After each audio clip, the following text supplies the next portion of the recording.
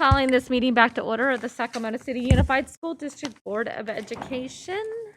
Let me turn my agenda real quick. All right. 4.1, the Pledge of Allegiance. Superintendent, would you like to lead us? Without, you said, Jen, lead us. Please stand. Ready? Salute. Pledge allegiance to the flag of the United States of America and to the republic which stands one nation under God, indivisible, liberty and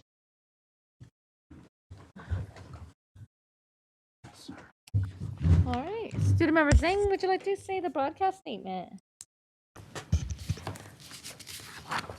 This meeting of the Sacramento City School Board is being recorded in its entirety and will be cablecast on Metro Cable 14, the local government affairs channel on Comcast, Consolidated Communications, and AT&T Uverse.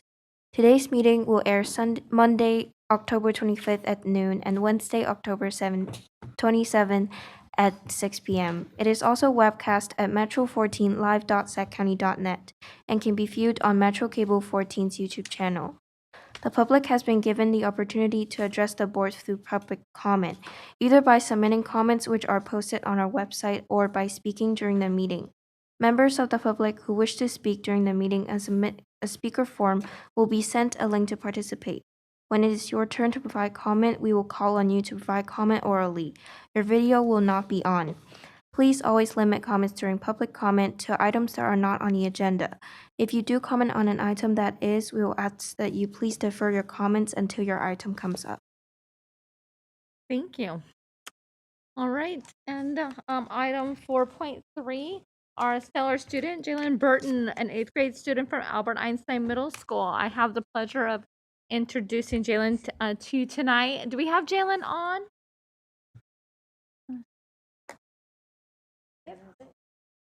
Yeah, hold on. I'm in a different view here. Oh, maybe because it's not a touch screen. Thank you. Okay, sorry. I had it on a different view. Hi, Jaylen. How are you? Great. Thank you. All right. So I have Jaylen Burton is an 8th grade student from Albert Einstein Middle School. She was nominated by her principal, Chase Tafoya, for her exceptional academic achievement and participation in many extracurricular programs. She currently has A's in all of her classes and is taking GATE classes. She has all outstanding and satisfactory grades in citizenship. Jaylen has been an SUSD student since kindergarten. Her elementary school was OW Earlywine. Her favorite subject is ELA, where she particularly enjoys writing. She is a member of the school's Pride and Chess clubs and is on the cross-country team. She plans to run track in the spring. Outside of school, Jaylen enjoys being outside and playing with friends. For her career, she would like to do something with technology and business. Her teachers report that she is patient with her classmates and is always helpful. She also demonstrates a positive attitude and great enthusiasm. Jaylen has shared that the highlight of the school year this year so far has been being back in school in person to see her peers. Congratulations, Jaylen. Would you like to say a few words? We caught you off guard, didn't we? Thank you. Do you want to tell us something about your school? I really like all the teachers are really Fantastic. Well, thank you so much for your hard work. Both of my kids went to OW and Einstein as well, so I know you're in a good place. Thank you so much. Do we have Mr. Tafoya online? I wasn't sure if he was able to join us tonight. Oh, hi, Mr. Tafoya. How are you? Would you like to say a few words about Jaylen? We're just really proud of so much proud of particularly when I asked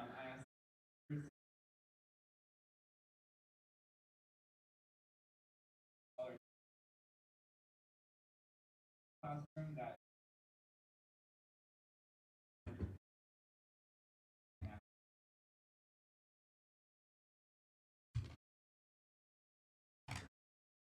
Fantastic. Thank you again, Jaylen, and congratulations.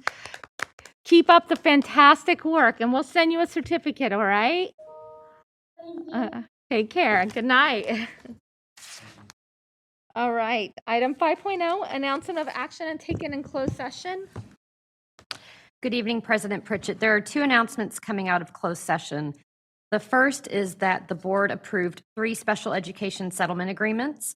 The first, identified as OAH case number 202108065, was approved unanimously by a vote of 7-0. The second, identified as OAH case number 202108077, also approved unanimously by a vote of 7-0. And the last one, identified as OAH case number 20210902120, also approved unanimously 7-0. The second announcement will come from the superintendent.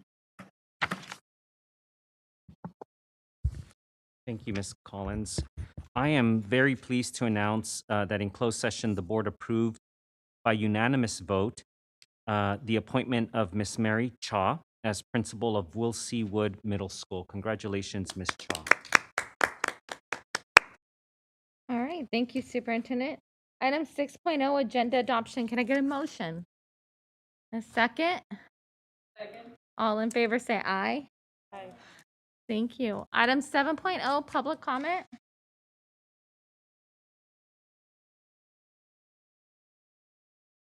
How many public comments do we currently have, Ms.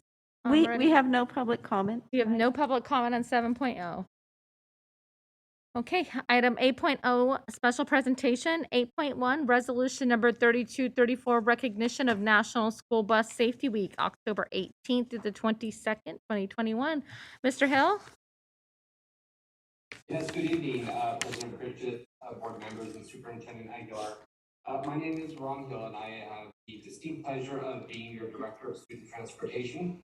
I am here this evening not only to recognize Resolution 3234 as National School Bus Safety Week in the 3rd full week of October, but also here to bring some awareness to our students and community as we serve, our community in our yellow school bus. Excuse me. In lieu of actually reading the resolution language, I thought I would give a little bit of information that supports exactly what National School Bus Safety Week is. National School Bus Safety Week was a result of a letter writing campaign to President Nixon, as a matter of fact, in 1969, and was founded by a gentleman by the name of Dick Fisher, a former school bus driver, instructor, and transportation director in Southern California. Although many districts had put together training practices in place well in probably early 1960s, it wasn't until 1970 when the very first National School Bus Safety Week was held. And next slide, please.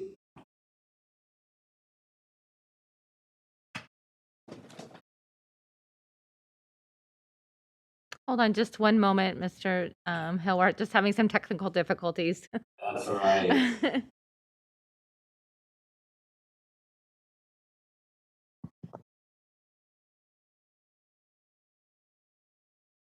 I can certainly go ahead. You can just wait. Ju- The just- volume is way. Just hold on one moment. Our volume is extremely high.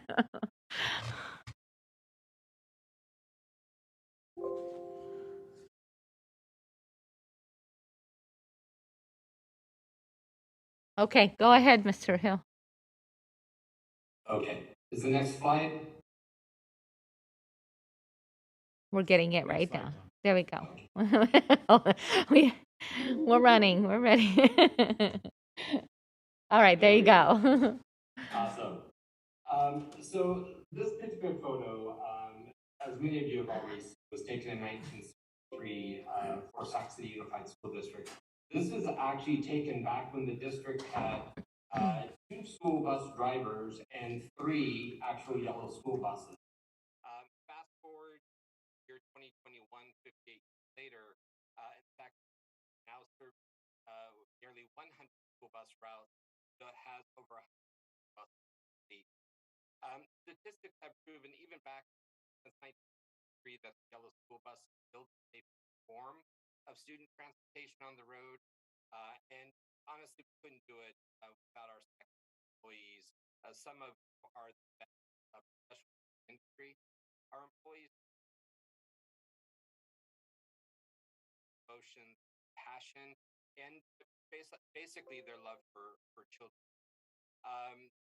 It is important to understand that National School Bus Safety Week, although is around education, it's not the driver and or the transportation department, but it's really to educate our students on the safety of school bus. We are very fortunate within our district to employ some of the best employees in the industry that are literally just, I mean, the greatest people to work alongside. We perform here every day, and I honestly don't know how our team does it, but kudos to them, honestly. Next slide, please. So every year, the National Association of Transportation identifies a theme for National School Bus Safety.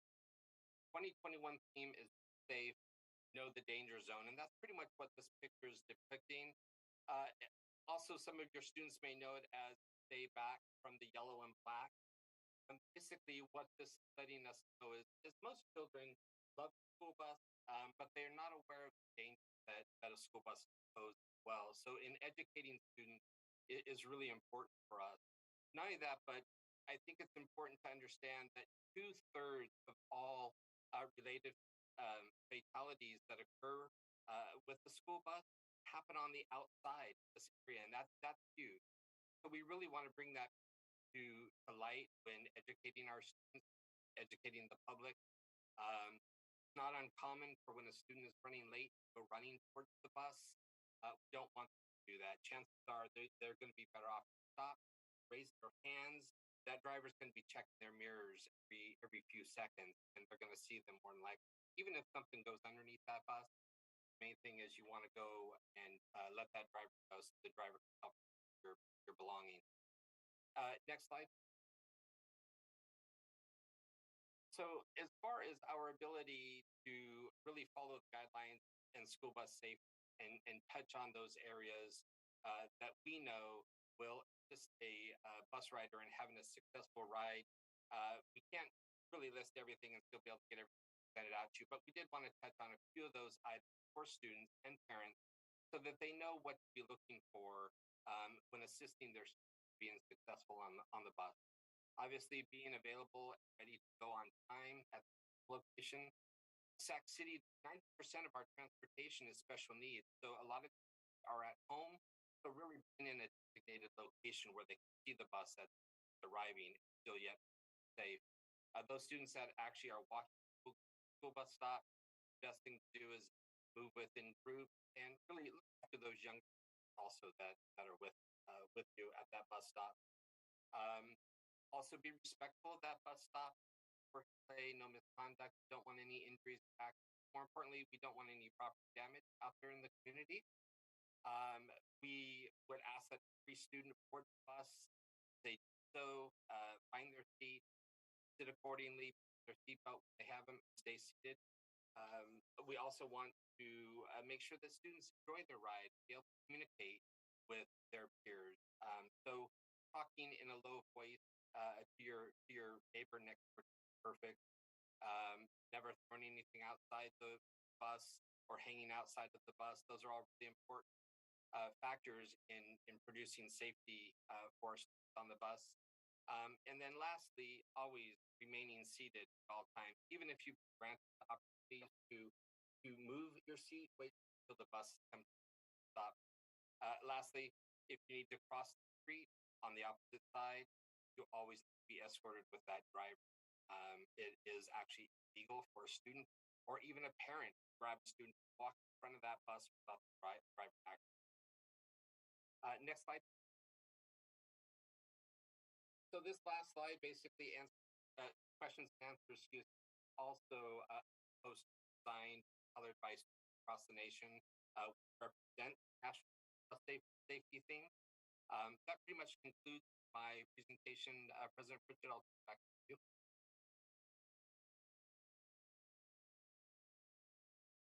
We have 7 public comments on this item.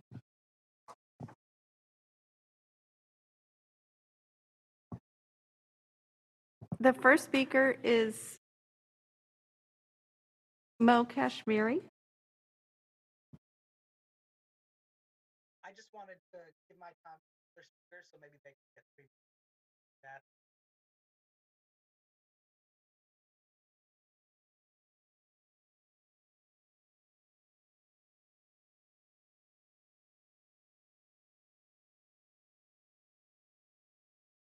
Our next speaker is Cassandra Willis.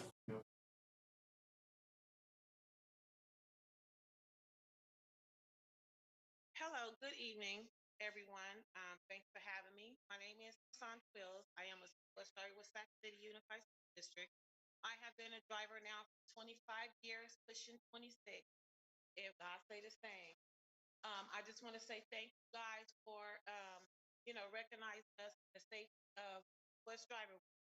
But I also wanted to just come and express myself and my feelings in regards to the safety of the buses that we're dealing with as of today.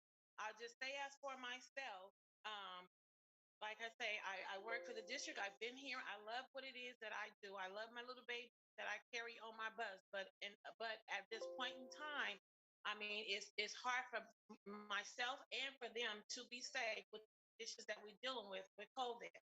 Now, I just say this, for example, just last week, I had a child on my bus that, had a bowel movement. But guess what? I had to be the one to clean it up. I couldn't go to a custodian or pull it to the school and say, hey, you know what? This has happened. And at that time, I was also nervous. I was afraid because of what we have going on. Okay. And I just, I just wanted to ask, is there any way that maybe I can get maybe just three of the board members just to come and hang out with us and maybe ride ride our buses and just see what it is that we deal with on the daily. It's not that we don't, love our jobs. We enjoy what we do. I wouldn't be here for 25 years. That city has helped me to raise my children. But at the same time, today, it's like, how much more of a life am I going to have with not having any safety? I have there's no way for me to have any social distance. One of my children, I have to physically on to waist with her, carry her on the bus, carry her off the bus. And I'm not really complaining. It's just, I just kind of fear for my safety and hers. I've had the situation where I had a child that was diagnosed positive with COVID. I didn't know. I didn't find out till the next week. Not only did I know, they didn't even give my director, my supervisors, they didn't give them the information that was needed. So, I mean, I wish that we can come to some kind of resolution as to where we could make things better as far as timelines and us finding out when, these COVID things are happening within our buses. Thank you, Ms. Willis. I'm sorry. Oh, I said thank you, Ms. Willis. If you could please wrap it up. Okay, and like I say, I just want to say thank you guys. I appreciate it, and please put Sacramento City Unified Bus Drivers. Can y'all please just start thinking about us because we feel like you guys don't care. Thank you, Ms. Wills. Thank you for your service. Thank you. Next speaker. The next speaker is Dominique Chadwick. Hello, my name is Dominique Chadwick. I've been a driver with Sac City for 6 years, going on 7 years. Like Cassandra said, obviously we love what we do, or we wouldn't put our lives on the line every single day in order to help transport these kids to and from school. However, of course, there are issues that possibly you guys are or are not aware of, as far as why we cannot keep or even bring in new drivers. With the licensings and the things that we have to maintain and keep for our certificate, the pay barely allows us to pay our rent. A lot of bus drivers are struggling, and it just isn't worth being there, even though, like I say, most of our choice is to be there. So my point today to get across to you guys is that, our children are precious cargo and we deal with them on a daily. However, the way that we are perceived as if the children are less important than garbage, that the garbage can carry, because they get paid more than us. RT gets paid more than us. So, I mean, like I told our rep earlier, I could quit today and go work at McDonald's and make $1 an hour. So, I mean, our burgers and fries more important than our children is things that we have to keep in mind if we want Sac City to continue to flourish. And like Ron said earlier, he doesn't know how we make things work, but we definitely we work magic every day in order to get these children to school so that the schools can make that money in hope that, you know, at some point transportation will be in thought of receiving some of that. And that's pretty much all I wanted to bring across to the board. Thank you, Ms. Chadwick, and thank you for your service. Our next speaker is Olivia Minor.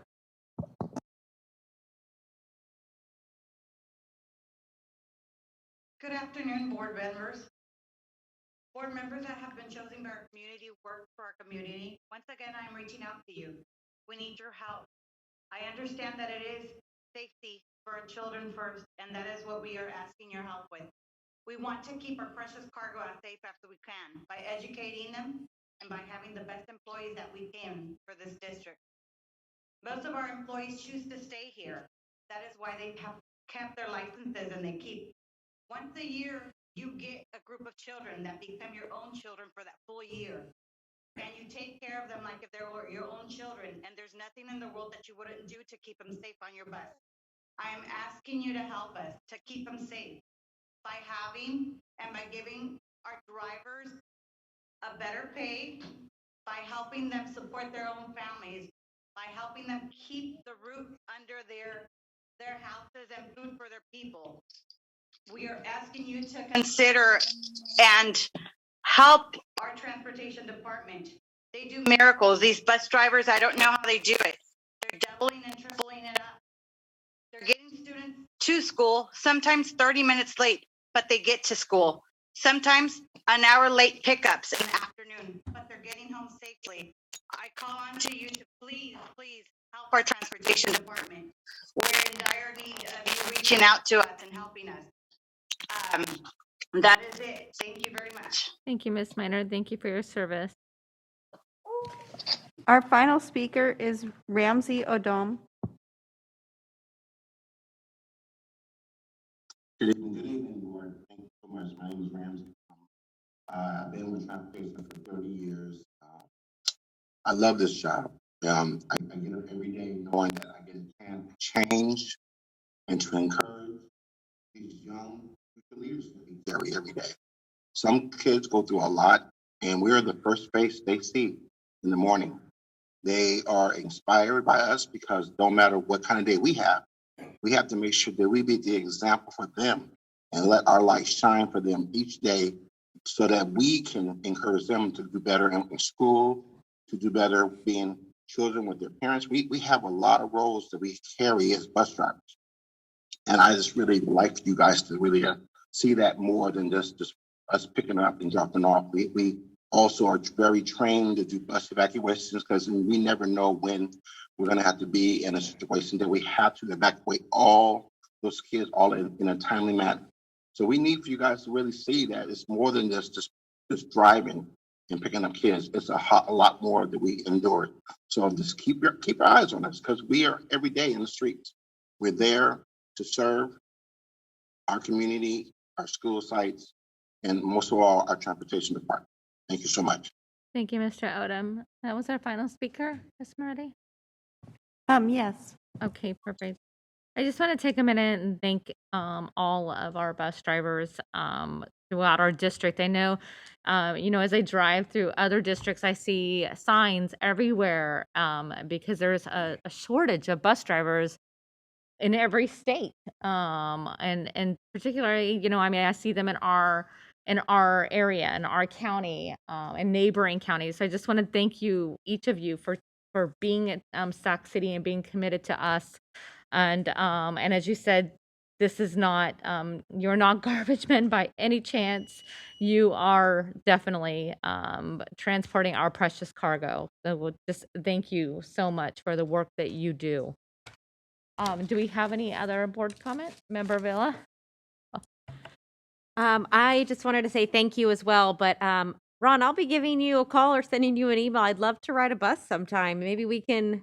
I would love to cover around my neighborhood. I see the buses always going to and from school, so I'm gonna be giving you a call to do that soon. We would love that. Fantastic. Member Garcia? Yes, so thank you. Thank you for educating us. I think this was just a great reminder of all the real important and hard work that you're doing, especially during these trying times. So I just want to thank all the bus drivers. And thank you for choosing to stay in Sac City Unified. I'm just very grateful for that. I do want to accept the invitation to ride the bus. I look forward to that. I do have one question and then two questions. One, you mentioned that 90% of the bus services right now are for special education. I'm just wondering, what is the other 10%? Just wondering if we're meeting all of the special education busing needs at 90%. And then I have a question after that. Sure. What I mean by is 100% of our department, 90% of it serves our exceptional needs students. So yes, we are meeting 100% of those bus routes, but as the drivers indicated, it's through miracles every day of being able to get those kids to and from. The other 10%, Member Garcia, is our general ed population students. So we have roughly about 6 bus routes that service those kids from the community and take them into school. The superintendent allowed us to purchase some vans, and that has been very helpful for us to really be able to accomplish that and keep those special needs kids getting to school and staying within that IEP. Okay, well, thank you. Thank you for that.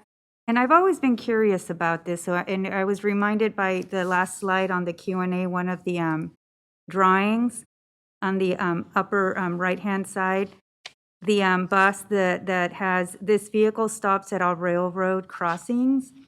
And I know that buses open the doors, and I've always been curious why that happened. It basically, when you ride on a bus, you're going to learn and experience that it's not the quietest location or the quietest vehicle. So that allows the driver the opportunity to be able to hear a horn as well as be able to see clearer. Thank you. I've been, for many, many years, I've always wondered that. So I feel like, thank you. I finally have an answer. And once again, thank you to all the bus drivers who called in today. I really appreciate hearing directly from you. That was a fantastic question, Member Garcia. I think we all learned something today. Mr. Hill, I just have to say, this is great timing. I've seen a lot of chatter on my neighborhood association page of community members passing up or parents in our small parking lots, picking up schools and doing U-turns in front of our buses. And so I think this is another opportunity for us to educate the public of know the law and keep our kids safe. And so I know I try to do that as well. So thank you so much for your presentation. And so with that, this is an action item for resolution number 3234. Can I get a motion? All right, I have a motion and a second. All right, Superintendent. Oh, it's student preferential vote. All right, Superintendent roll call. Member Pritchett? Aye. Member Morowski? Aye. Member Garcia? Aye. Member Villa? Aye. Member Rhodes? Aye. Member Phillips? Aye. Thank you. And thank you, Mr. Hill. It's nice seeing you. All right. Item 8.2, resolution number 3236, recognition of rights of students with disabilities to a quality and inclusive education. It's not me that's presenting this, even though it has my name on it.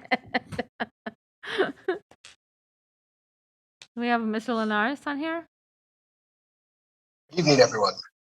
Hello. How are you? Great. I hope you're all doing well. Thank you very much for the honor to present on Board Resolution 3236, which is the recognition of our students with disabilities to a quality and inclusive education.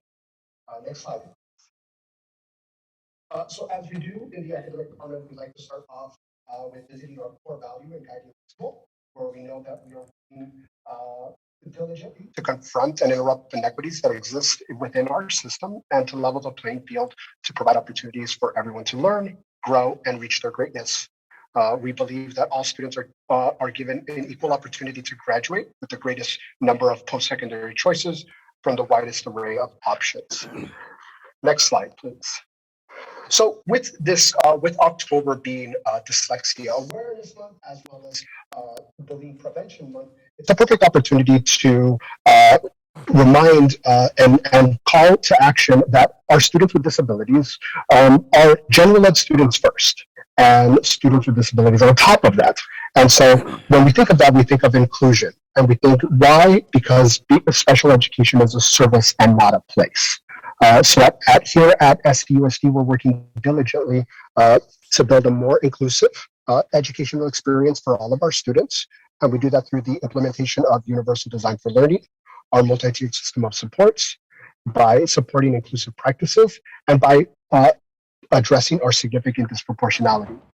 We know that we have a long way to go, but together we can achieve greater inclusivity that support all students. And we know that this inclusivity will help with academic and social emotional growth, a positive self-image, problem-solving skills, and respect for others. Next slide, please. And so this board resolution serves as a reaffirmation to our commitment to address inequities within our system and to collaborate with our community to disrupt them, challenge them, and redesign them to more effectively and equitably support all of our learners. Inclusion is vital for our society. It makes us richer, more diverse, and more just. So as a way to end, I wanted to show this short video. It is an animated video about a young student named Ian who has cerebral palsy and the growth that his classmates go through in order to build a more inclusive community for him.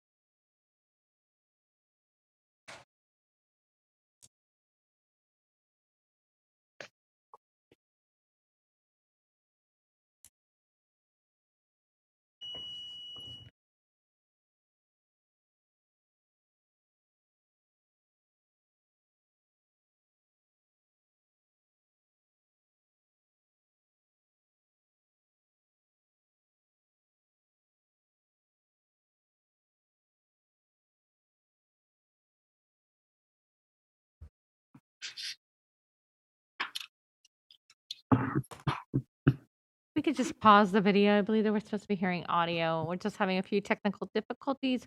We'll get right back to it.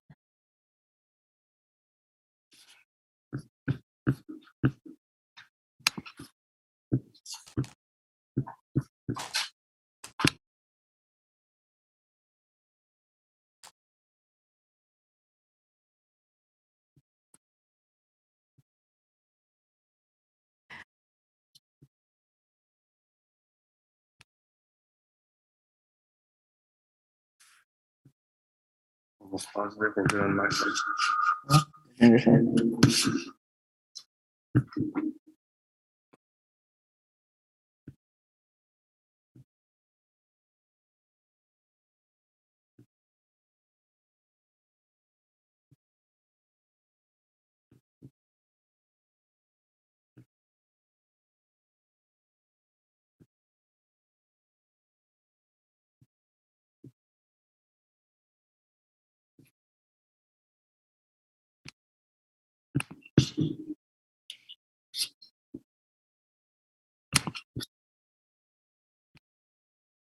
We can come back. Yeah.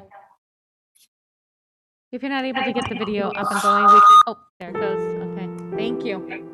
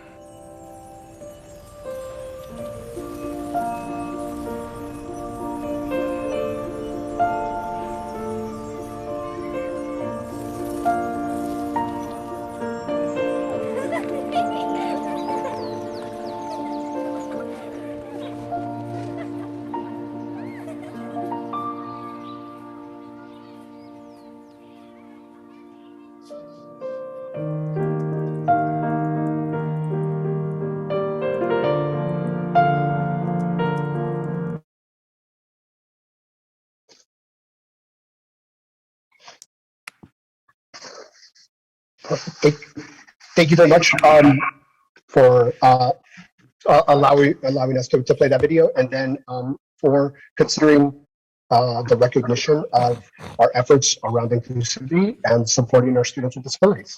And with that, thank you very much. Thank you, Ms. Linares. Do we have any public comment on this item? No, no public comment on this item. Okay, do we have any board discussion or questions? All right, with that, I'll take a motion to approve resolution 3236. Thank you. Can I get a second? Student preferential vote?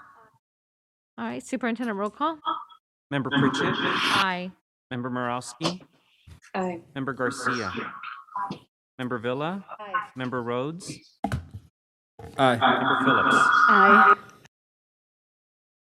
Thank you. All right, item 8.3, local control and accountability plan, Lcap quarterly update. Mr. Ramirez Wong, I believe we have some feedback going on. Do we know what's happening?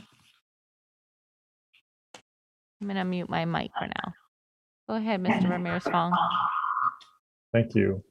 Good evening, board, superintendent, colleagues, and community.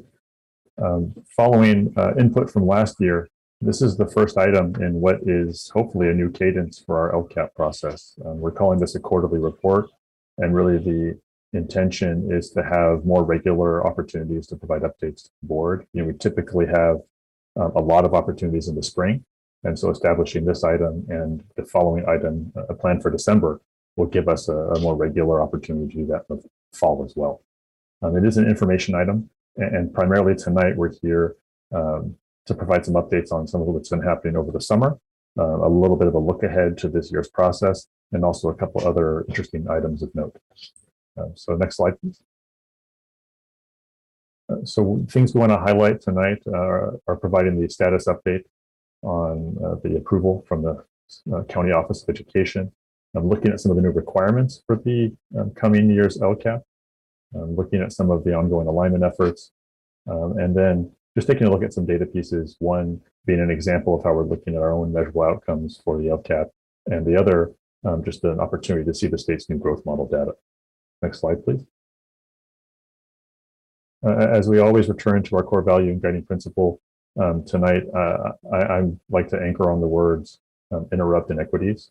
At its best, in an ideal world, the LCAP is an avenue to interrupt inequities, and so as I present tonight, that's where I'll be returning personally, and I would just encourage other folks to think about how we continue to leverage the LCAP to be that avenue for ourselves. Next slide, please.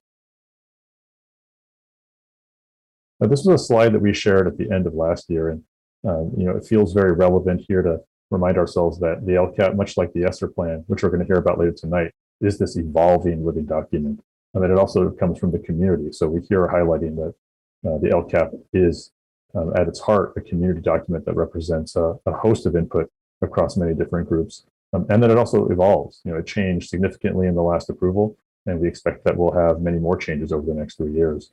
And we'd also like to really point out that it is this collision, if you will, between the strategic vision of the district, but also an accountability piece around the concrete actions and expenditures. So it is an interesting and complex place where we see vision and reality meet, and we're always trying to reconcile that in a way that makes sense to the public in as a user-friendly form as possible. Next slide, please. So just a brief update on the process. The last time we saw you here at the board for the LCAP, it was at the end of June, and we're excited to have it be adopted by the board. And following that, we submitted it to the County Office of Ed, and they take some time in the summer to review and provide us some additional comments and guidance. And after we resolve some of those pieces with them, they then take it to their board. And so we did just recently here, actually this week, and we're very excited to report confirmation that it was approved by the county, and we have our letter in hand, and we can now see that as the end of the beginning, because now, of course, we have a 3-year living process where we're going to continue to grow and improve the LCAP over time. Next slide, please. So this is a dense slide, as is the next one, and I'm going to take a few more moments here to just summarize some of what has happened over the summer And some of this goes back to past legislation. And so for the coming LCAP, which would be the LCAP we're going to develop in this year, which would be named the 22-23 LCAP, we're going to have some new elements. So one of those important elements is that in our expenditure tables, there's going to be some new fields for us to demonstrate proportionality. What that means is we have an obligation as a district to increase or improve services by a certain amount. And they're now going to be asking us to really demonstrate on an action-by-action basis how much each action contributes to that overall obligation to be able to get us to show transparently how we're actually increasing and improving services. And this is for our unduplicated pupils that include our English learners, our low-income students, and our homeless and foster youth. We're also going to be asked now, moving forward as districts, to report on carryover of supplemental concentration grant dollars. And this is something that's been talked about for a long time across the years. And they've now introduced a piece of the template that will show how much has been carried over, if any. And then will also ask us to describe how we have or are going to use those dollars. There's also two new requirements that have been in the works for a little bit, and they're now coming to fruition. One is that if you are in differentiated assistance, which is the case for us in Sac City, we are in differentiated assistance, which is having seen low performance in multiple dashboard indicators for a student group over a number of years, then you have to have an LCAP goal specific to addressing this difference in performance. And for us, that would apply to homeless youth, foster youth, and students with disabilities. And then a last requirement that's been introduced is for districts that have consistently low performing schools that meet certain indicators, a new goal need to be formed there. We do not anticipate, based on the state's release data, the need to do that specific type of goals. Next slide, please. An additional requirement that will be coming in February, or you'll be seeing in February, is a supplement to the annual update process. So this is going to be a separate document component that will allow districts to describe how they've been using some of these dollars across the various funds. So this would include ESSER 3, additional concentration grant dollars, some of the other buckets, such as the other ESSER funds, ESSER 1 and 2, GEAR funds, just to be able to provide transparently a high-level sense of how all these funds are being brought to bear to support students, how they align with the LCAP, and what has occurred in the planning for those funds. Next slide, please. This slide was presented last time, and we're bringing it back here in the context of the LCAP, just noting that the state is still in its process to move away from the term stakeholder and identify an appropriate term. And so just going to continue to share that so that can permeate out into the community. Next slide, please. So this is a rough timeline. Of course, there's a lot of details that go into some of these pieces that would be too hard to fit onto one slide. But what we'd really note here that in the typical cadence, that February marker where it says annual update is something that is new. Typically, we've seen the annual update come a little later in the spring, but because of this requirement now to have the ESSER 3 update and the supplement, they're also going to tie that into the actual LCAP annual update. So that will include us coming back to report on the current year's LCAP measurable outcomes and also the projected expenditures. So that being earlier in the year, what we would anticipate doing is bringing as much information as we could, but then continuing to update that over the course of the spring so that when the annual update comes as part of the main LCAP in June, we'd have the most updated information at that point as well. Next slide, please.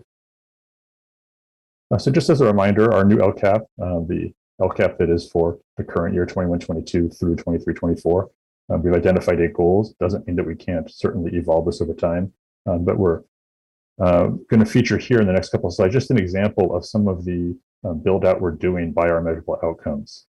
So what we're trying to do is build some tools that can support schools and ourselves as a district in communicating out. And so just wanted to provide one example of the kinds of resources we're developing. Next slide.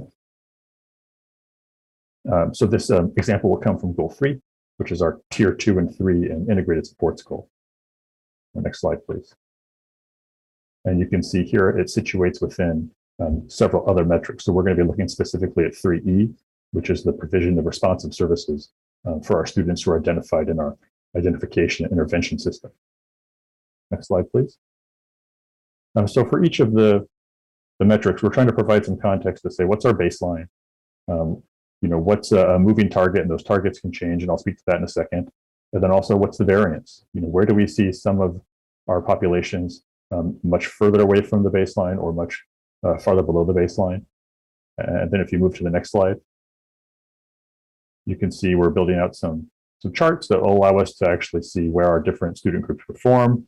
That dotted red line speaks to the target. And this is actually a great example that we wanted to feature because it also shows that living document nature. Initially, the target of 29.6% was built when we had the interim or the mid-year data. And so it was setting something that ultimately was exceeded by the end of the year. And so this is something that we'll certainly need to revisit as staff look at what the capacity is for the next 3 years, and certainly what the different targets will be for other populations as well. This is an instance where there's a sub-goal of hitting 100% for our foster youth and homeless youth, which we were able to get quite close to. Next slide, please. And then, of course, building out the table so we can see at a different look and be able to work with that data in different ways. Next slide, please. We spoke during the ESSER presentation about alignment and just this idea that, throughout the learning continuity and attendance plan, the expanded learning opportunities grant plan, the Lcap itself into ESSER 3, there's just this effort to align. And that's all part of a greater alignment as well to the SIPSA and the school site plans. And, some of the work that's being done to increase that alignment between the Lcap at the district level and the SIPSAs at the site are really starting to hone in on some of the key actions and metrics that are most applicable to the site context, and to help the sites be able to distill down to what are the really key parts of the Lcap that they can seek to align with, as opposed to trying to look at the whole thing, which is, of course, a very unwieldy document at times. And then also to really develop some support materials for sites to be able to see those things. So some of the data charts and tables, we're making those accessible to sites as well, to be able to then grab from examples, to be able to grab templates if we want to feature data. And then also really working with some of our colleagues on exemplars to be able to provide some guidance to say, you don't have to write it exactly like this, but here's some ways that you could construct goals, actions, and outcomes that align to the Lcap. Next slide, please. And then just bringing back here, of course, this is the ideal that we're always looking to strive towards, the full alignment that comes across the Lcap, the SIPSA, the dashboard, and really how we spend our money and how we allocate our resources. The ESSER being one of those manifestations of that. Next slide, please.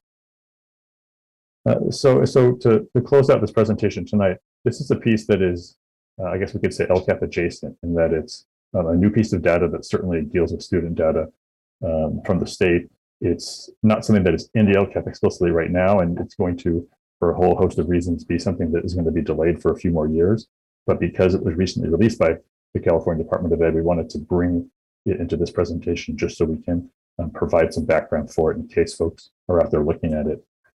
So the state's talked for a long time about having growth model data, really with the intention to say, not only how does a student do in a given year, but how are students doing over time? And they were able to finally do this with data from the most recent 3 years of their state testing, which of course now is a few years ago because of the delay in COVID. And so what we're sharing tonight is just a very high level overview of what this is.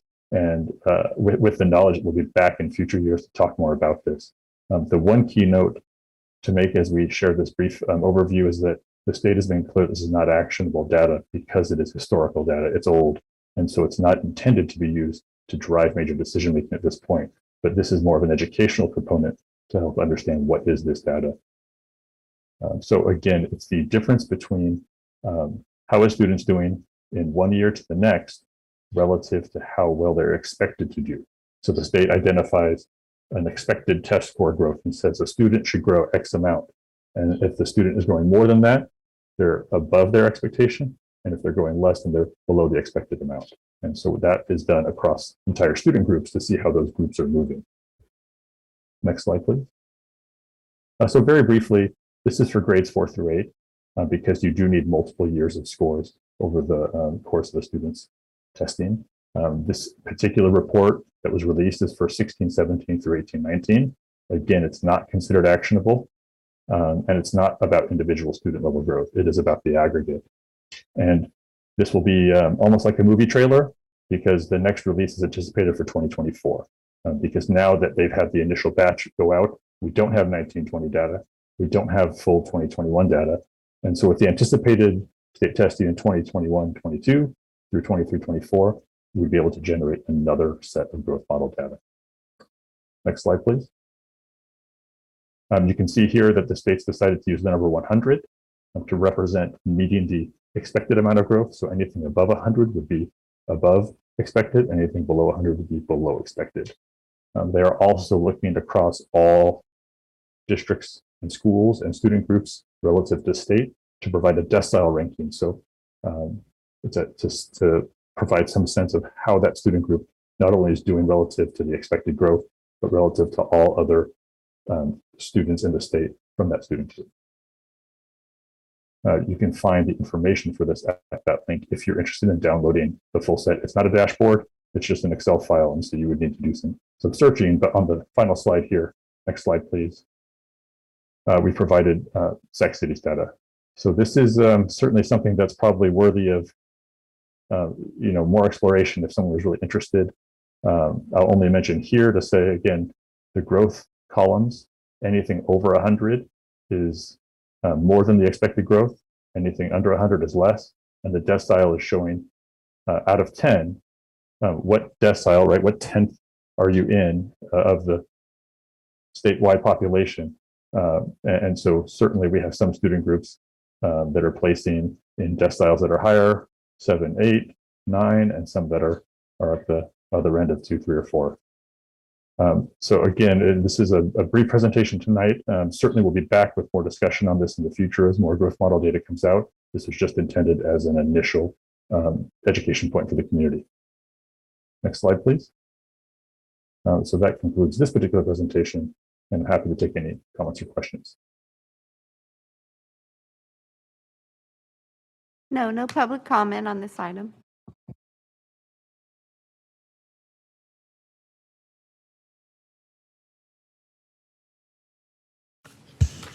Just a quick question on that the last slide that you showed on the student group in math and ELA.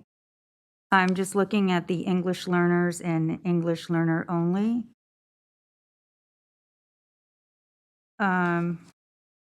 Okay, just looking at their at the growth and the decile for those two for math and ELA. I'm just seeing that they're the same in terms of just very similar. So just wanted to understand sort of what some of the material differences there, like what can we take away from that? And then I have another question related to LCFF funding. Yeah, I mean, certainly I think there's some other folks who could probably comment as well. I think the initial takeaways, from looking at growth and decile, there's some celebrations in some areas to say, if a student group's at the eighth in the decile ranking, then they're performing relatively well in relation to their peers across the state. However, if a number is dipping below 100, they're still not necessarily hitting what would be the expected growth for a general student in a given year. And so there's those pieces that need to be taken with both of those data points in mind, right? Being over 100 is good, but it may still be in a low decile. And likewise, being under 100 may come with a high decile, but they're still not making the expected amount of growth. So those are all those kind of dual conversations. Okay, thank you. I appreciate that. And then I did have another question. I don't know if you can answer this, or maybe the superintendent, in terms of the LCFF forms that we fill out every year in order to, that are really critical to secure our LCFF funding, especially for supplemental and concentration dollars. Just wondering where we're at with that. I know last year our principals did a phenomenal job, and I know this was more than just the principals, but in terms of reaching out and reminding our families of the importance of filling those out regardless of income. so that as a district, we can ensure that we get our share of LCFF dollars, and especially the supplemental and concentration dollars. So just wondering sort of where we're at with that and what the deadline is, because that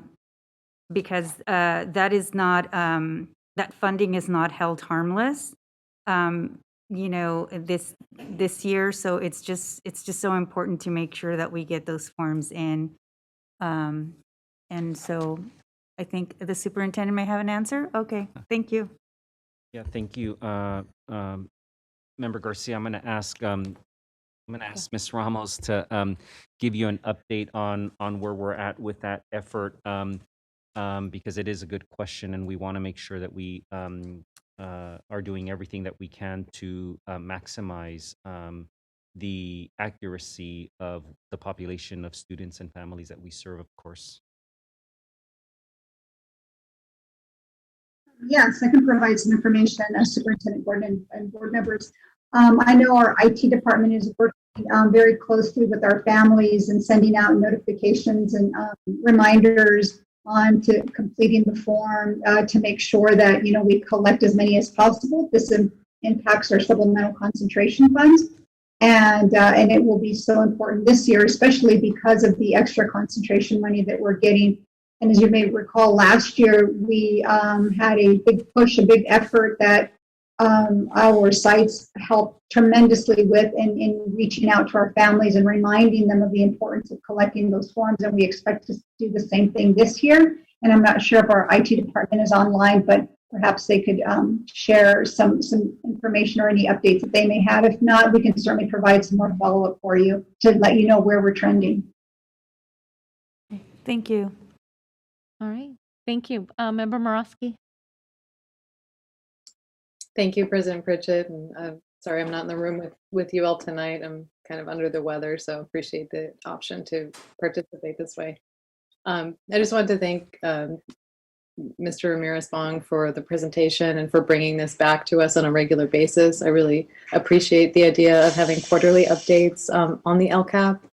And just, kind of more of a comment that the student growth, the lag or the lapse in data that we can actually calculate student growth off of. It's just one of many, many examples where I think, accountability for student outcomes will really just be so damaged for years to come by this pandemic. So just something that I think we all need to keep in mind as, we will have a long recovery. And it's just, it's one of those many tragedies, I guess, of the pandemic is the difficulty this poses for actually knowing where our students are and helping them grow. So appreciate your attention to it and giving us that preview. Thank you.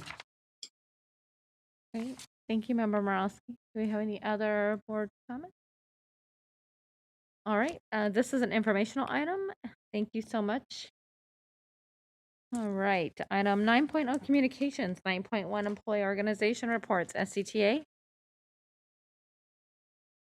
David Fisher is reporting on behalf of SCTA. Thank you. Good evening. I'm David Fisher, President of the Sacramento City Teachers Association. I think it's fair to say that our district is indeed in crisis. Every day, at least 8,500 Sac City students are going to classes without a regularly assigned, fully credentialed teacher in the classroom. Every day, around 6,000 students are in classrooms where 200 substitutes are covering the approximately 200 certificated vacancies that exist. And every day, another 2,500 students arrive to classrooms where not even a substitute is available. While it's true that there is a teacher shortage throughout California and the nation, Superintendent Aguilar's solution, with your apparent full support, is unique among the 1,037 school districts in California. Other districts, following the laws of modern economics dating to at least the writings of Adam Smith from the end of the 18th century, are responding to the shortage by raising salaries and providing incentives to recruit and retain staff. Sac City, Superintendent Aguilar, with your support, is demanding a 5-year wage freeze, along with increasing healthcare costs to employees that will result in a $9,000 per year or $750 per month cut in the average employee's take-home pay. Mr. Aguilar, who during the same 5-year period will see us already outrageous salary increase by 17.5%. The fact of the matter is that Sac City Unified has a structural surplus. For 9 of the last 10 years, Sac City has ended the year with a surplus, including in 2021 when the surplus was a whopping $19 million. The reserves funds at $103.7 million is the highest in Sac City history. This does not include the $313 million districts received in additional state and federal COVID dollars. All this information is completely verifiable. Your documents, the ones you file with the state, confirm that Sac City has repeatedly experienced these surpluses. Additionally, yesterday, Governor Newsom announced that California expects to end the year with another major surplus, just like Sac City. As a result of the state budget, Sac City will be required to spend down its historically high reserve to an approximately $60 million in response to a state mandated reserve cap. Furthermore, you continue to needlessly aggravate the situation around the vacancies with layoffs year after year. Last year, you laid off 136 certificated teachers. You tried to call them all back as we told you you would. Many of them had left. You laid off Spanish teachers. Guess what? You don't have Spanish teachers. Actually, we heard through our last bargaining session that the new plan is to give Spanish lessons online with substitutes in the room. And here's the thing. It's irresponsible to do that. And it's even more responsible to, there's no scrutiny. We've never heard anyone in a public meeting, and it has to be public, say, hey, why did we lay off all those people that we had to call back again and again every year? It's also responsible to fail to take action to provide teachers that the students currently don't have. Every Sac City student deserves a teacher. It's even more responsible for an entity that claims to hold, quote, equity, access, and social justice as its operating principle to vote to increase the salary of the superintendent and the chief business officer while demanding that certificated and classified take wage freezes and take $9,000 per year cut in their take-home pay. The fact that you have approved the increases for Mr. Aguilar and Ms. Ramos, and that you allow the district to pay for your catered dinners for all these meetings indicates that you know there's no fiscal crisis. Because if there were truly a fiscal crisis, how could you ever in good conscience approve annual salary increases for Mr. Aguilar and Ms. Ramos that exceeds what hundreds of classified staff make in an entire year? And how could you ask taxpayers to pay for your meals when your decisions will make it impossible for some staff to feed their families or even to stay in the profession? For those of us who frequently watch these meetings, it sometimes feels like we're living in an alternate reality. You claim the district is on the brink of insolvency, but it has the highest reserve fund in history. You claim to believe in, quote, equity, access, and social justice, but only approve increases for the district's top 1% while demanding life-changing givebacks from the other 99%. And the list goes on. The district has a crisis in leadership. It's time that you do something about it. Thank you. Thank you. Item 10.0 Board Workshop, Strategic Plan and Other Initiatives. Oh, excuse me, President Pritchett. We have public comment on item 9.1. Yes, we do. I apologize. Go ahead. That's from Mo Kashmiri. Okay, thank you. Hi, this is Mo Kashmiri. I wanted to give a quick update around the SEIU stuff. As for SEIU, as you know, I'm the labor rep for the classified employees. I do want to say that the bus drivers, we have a dire shortage right now. We're 20 bus drivers short. That means that the students get left behind, get delayed. It means that there's more challenges with COVID, because then that means more kids are squashed onto the buses without social distancing. It also means that not only do we have one bus attendant, Barbara Moore, who died of COVID, we also have another that's still on oxygen right now trying to survive. Instead of empty resolutions that are supporting the bus driver staff, I would hope that we would take some concrete actions to change things. Right now, they're dramatically underfunded, and they're not competitive with other areas.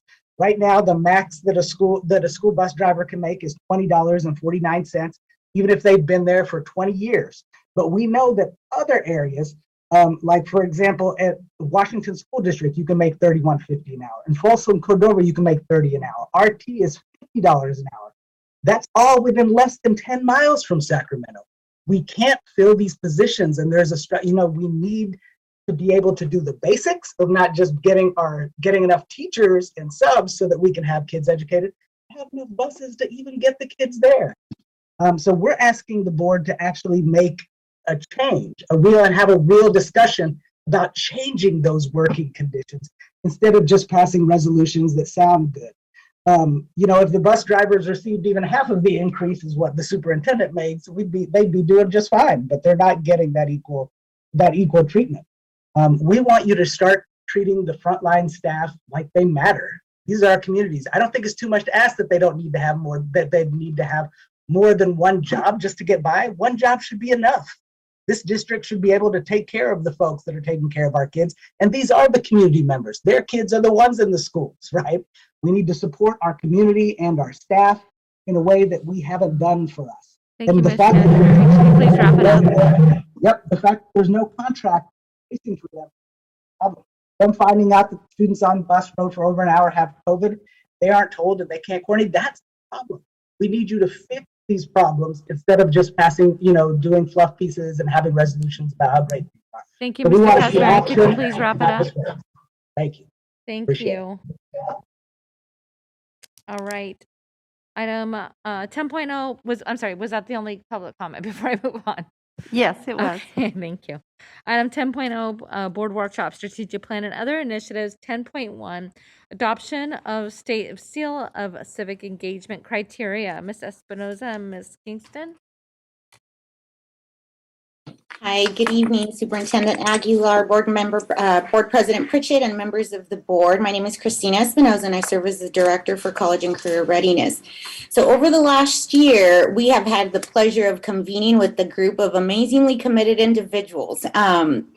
And to develop the state seal of civic engagement.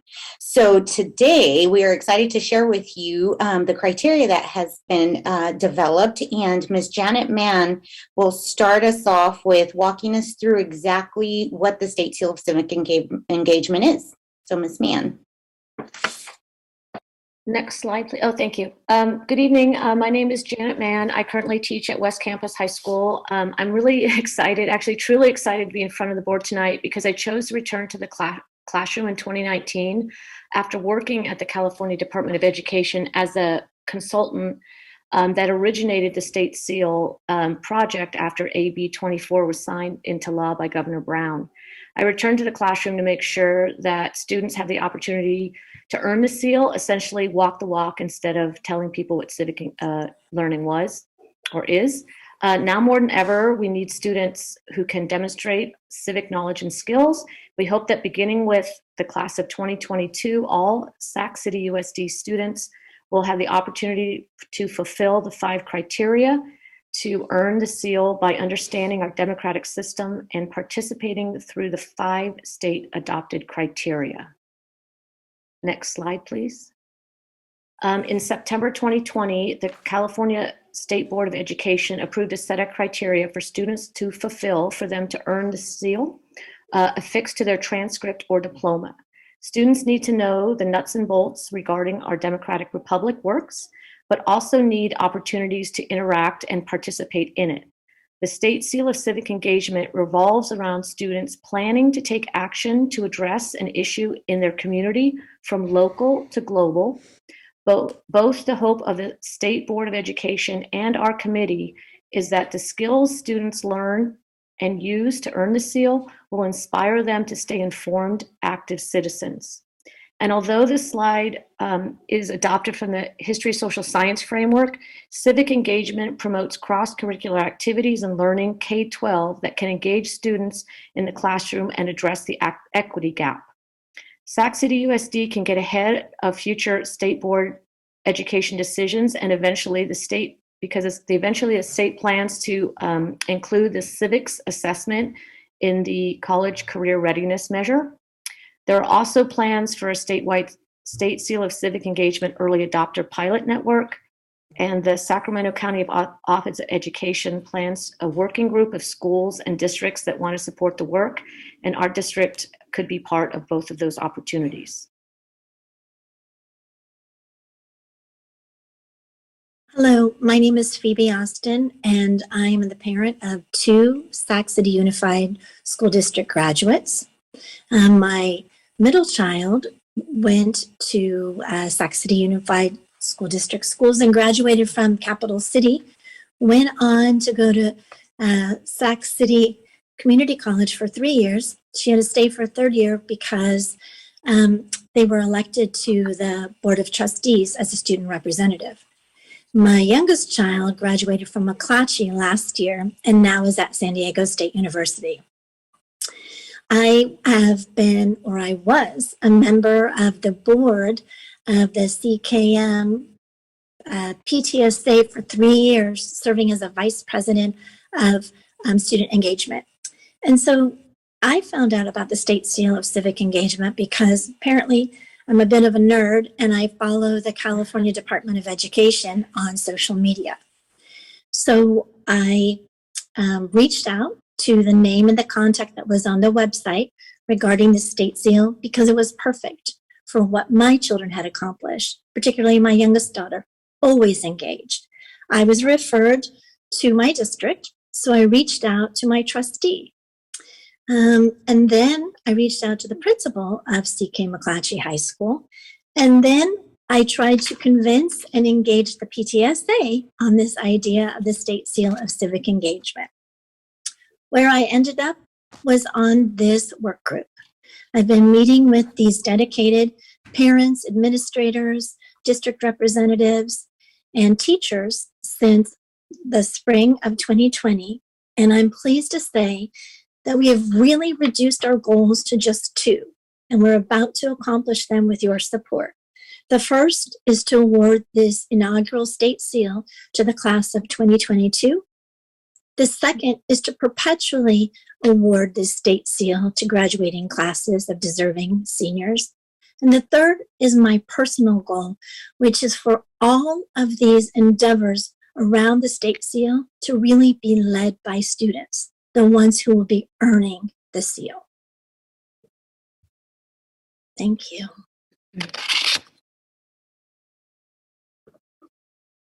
This is Janet Mann again. As the consultant in charge of initiating the State Seal of Civic Engagement project, I can tell you that many educators from across the state gave input to the criteria, as well as any California civic education leader or civic education organizations that were interested. While forming the criteria, all California students were included for consideration, including houseless students, foster and incarcerated youth, and students with special education services. Both current State Superintendent of Public Instruction, Tony Thurmond, as well as former Superintendent Tom Torlakson are in full support. Criteria number 1 and 2 basically refer to the grades and required coursework for graduation, while criteria 3 and 4 are where students have choice and voice in experiencing interaction in their community, and number 5 can be fulfilled through references.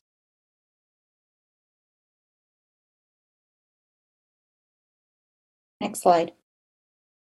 Good evening. I'm Huling Lee, the Executive Director of Authentic Preparation today, a statewide work group that has been collaborating with the California Department of Education for the past 3 years to develop and support the State Seal Civic Engagement.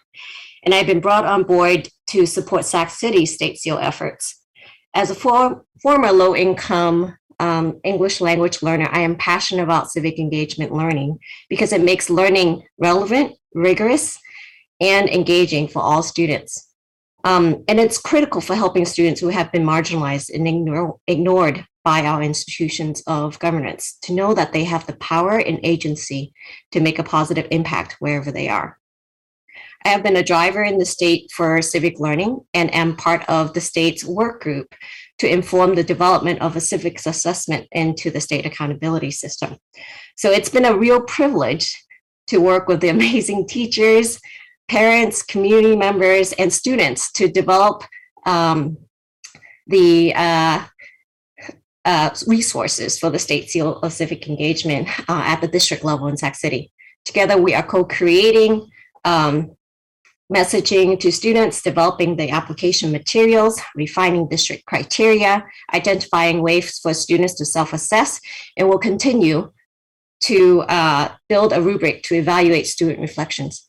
Could you click a few more so that we could see the rest of the slide? Okay, there we go. So what you're seeing is an application material and some the guidance work that we have been working on quite a bit. Next slide. So our goal is to enable all graduating students at Sac City to be aware of and access the state seal this year. We have an ambitious goal, given the importance of this work, to strengthen the Sac City community while elevating student agency and engagement. This is a timeline to get a general idea of what needs to happen when. We need to submit the list of all qualified recipients to CDE by April in order to confer the awards by May. Building in time for student projects, applications, application reviews means that we need to build school site awareness and support for the State Seal civic engagement within the next 2 months after the meeting today. And now I'll pass this over to Phoebe. Next.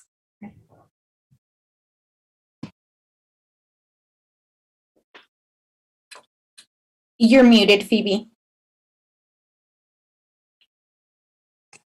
Thank you so much. So, Phoebe Austin again, and I thought about what I wanted to say in response to this slide and to the board and all of the attendees at this meeting tonight. And really, what I want to address is the fact that students are engaged. They're civically engaged. They're advocating for their communities. They're advocating for themselves and their peers. They are empowering each other. They feel empowered, and we need to recognize that. We need to acknowledge that students have voices that transcend their age, the grades they earn in school, their socioeconomic backgrounds, and the challenges that they face. And not only do we need to award this state seal to seniors who are graduating, but we need to recognize that itty bitties, kindergarten through 11th grade, also have the capacity to be civically engaged. They might not have the language or the comprehension of what civic engagement is at the level we're discussing, but they are engaged. And we need to have children who are older turn around and hold their hands out to the younger children. We need to allow these students the opportunity to set an example for adults. There's so much we can learn from them. We have to acknowledge what they're doing, and we have to give them the opportunity to be the teachers in this world, on this planet, in this country, in this state, in our community. We have to let them be the teachers who engage us, the students. Thank you so much. All right, well, hello. My name is Guy Tuse, and I'm a senior at West Campus High School and a cabinet member of the Student Advisory Council, which is how I found out about the state seal to begin with. As a part of the council, I have the honor of collaborating with students from other SUSD high schools to give the student body a voice in the policies that affect them. Over the past few months, for example, we've worked on newsletters, we've surveyed peers, and begun tackling initiatives that we as students feel will benefit our district. In fact, it's out of a desire to help my community that I joined the council in the first place. As a member of the LGBTQ+ community, I wish to see growth specifically in the sex ed taught in SUSD, which is what led me to join the council. And thanks to the council, I'm able to have experiences with civic engagement, through which I found fondness for networking, youth advocacy, and the pursuit of positive change in my community. I realized that while initially I felt a leadership role wasn't something I as a student was suited for, my concerns as a student held weight and that my voice has value. The feeling that I'm helping to improve my community and simultaneously developing as a person in doing so is a feeling that I want all students to have access to, particularly students of marginalized communities who don't currently feel recognized and deserve to have that kind of opportunity. I strongly believe that the state seal of civic engagement will give them that kind of opportunity and allow them to not only aid the growth of their own community, but of themselves as future active adults and leaders in our modern communities. For these reasons, and because of the delightful time I've had working with the passionate individuals on this team, I urge you all to support the seal. And we were going to show a video, but I think Sky did a much better job of providing a local testimonial. So we'll bypass the video and we'll welcome any questions that the board may have at this time. President Pritchett, if I can just mention on this particular presentation, I want to thank the group of individuals that have been working, led by Hugh Lee, and of course, teachers and parents and community members and staff. I do want to just let the board know that behind this particular slide in your packet, there is an appendix that has a lot of detailed information about the criteria, the way that this is going to be implemented and rolled out. Our team, of course, would have loved to have presented a longer presentation because they've put in a lot of hours into this effort. And I'm very proud that Sac City is part of this pilot effort. And I see it in students volunteering across the district, in a lot of activities, of course. And also, I think that this is, we would be leveraging this effort with just the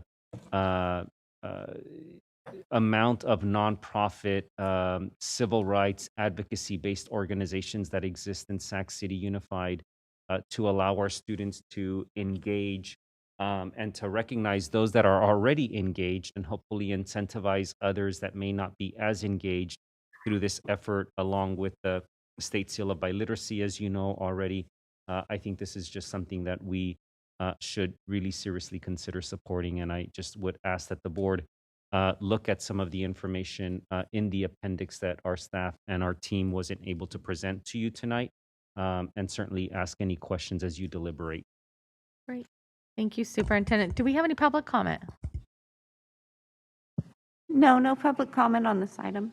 Okay, Member Bella? I just wanted to say this is, I learned about this and I talked to a few folks today who reached out to give me more information on this initiative. This is wonderful. I wish this was something that was around when I was growing up, because it's really hard to know who to contact and how to reach out regarding this type of work. This is really, kids are already doing this work, so to give them a path and to give them the tools and support is amazing. This is something I'm really excited about, and I plan on reaching out to you all because I want to, any way that I can support getting these in the schools and getting more students engaged. This is a wonderful program, so I'm really thankful and appreciative of all the work that you've done. Okay, thank you. Member Morosky? Thanks so much. And just echoing Member Villa's comments, just to thank all of the teachers, administrators, parents, students, all the volunteers, everyone involved in this process. It's really exciting and heartening to see. I particularly wanted to thank Phoebe. She has taught me to always trust students and believe in their voices, and I have never once been disappointed in following students and what they are saying. So and just tonight, Sky, I think you did one of the best sales pitches I've ever heard on. So just really kudos. I'm so pleased to be able to support this. I really like that term agency, that self-efficacy, that the connection, and all of those things are things that we have struggled with through COVID, with the isolation and the lack of connection. So I hope that we can really promote this. I did want to ask if because of the ties and the ways it can kind of repair some of the damage done, I feel like if this would be eligible for maybe the COVID related funding to push forward funding for engagement and coordination and marketing, and just to try to get this out there. So I would just make that request. I know maybe you don't have an answer right off the bat on that, but if you can maybe commit to bringing that some more information back to us. Actually, Member Morowski, Mr. Stephen Ramirez-Fong will be, it's part of his presentation letter later this evening. So again, I would be remiss, Linda Kingston, along with Hugh Lean, have put a tremendous amount of work in this coordination and developed a proposal so that we could expand and operationalize this moving forward.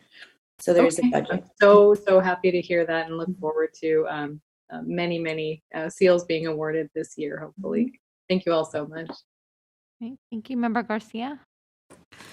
Yes, I just wanted to thank everyone who worked really hard on this. I'm really excited to see this. I believe we're the first district in the region that is at this point. So I just wanted to make sure that we recognize all that hard work in making us a leader in the region to adopt the state seal of a civic engagement. I did also have a funding issue. My colleague, Board Member Borowski, asked about that. I believe I saw something with ESSER, tied to ESSER dollars. So I look forward to hearing more about that. I did have a question about two questions. The first one is the short-term goal is to enable seniors graduating in 2022 to access the state seal of civic engagement. So I'm wondering, is there a target in mind as to how many seniors will actually earn the seal? Because I think those are two different things. Access and how many are we thinking that would actually graduate with the seal on their high school diploma? I can take that one. That was a driving question, I think, for this committee, was making sure that this seal has access to all of our members of our senior class. And I've got to tell you that it was every meeting that the community members, the parents, the teachers were definitely reviewing our guidelines to ensure access across all of our students. So our goal, if I told you our committee goal would be 100% of our seniors would be able to access this. And that's one thing we really want the fine tune looking through, is to make sure we have cleared every avenue and barrier for all of our students to get it. So we're looking forward to a very large number of students actually accessing it. And we've also put into play a cycle of inquiry for us to review, to see if we hit our mark and if we miss some place or miss a population. So we look forward to people being very critical and very critical partners with us, right, to make sure that we have designed access for all of our students. Thank you. And then looking forward to the completion part too. And then my last question is, so we're starting this year with a graduating class. When do we know when we're going to start, with the earlier grades, with 11th and 12th, and then 10th, 11th, and 12th, and then going all the way to transitional kinder, because they're coming. So I'm just looking forward to, at some point, learning more on how we're going to start going down to the earlier grades. So if you have an answer now, that's great. If not, I'll go ahead and wrap it up here. So thank you. Can I chime in a little bit? And I would say that because we're just starting out, the state seal was just approved last year. So this initial process is really just kind of figuring out what the application process and what, all the different supporting materials would look like first. And so I think there has to be at some point in time, the professional development piece that would kind of really integrate the civic learning into all subject areas, starting from the higher grades all the way to, as you said, pre-K. Janet?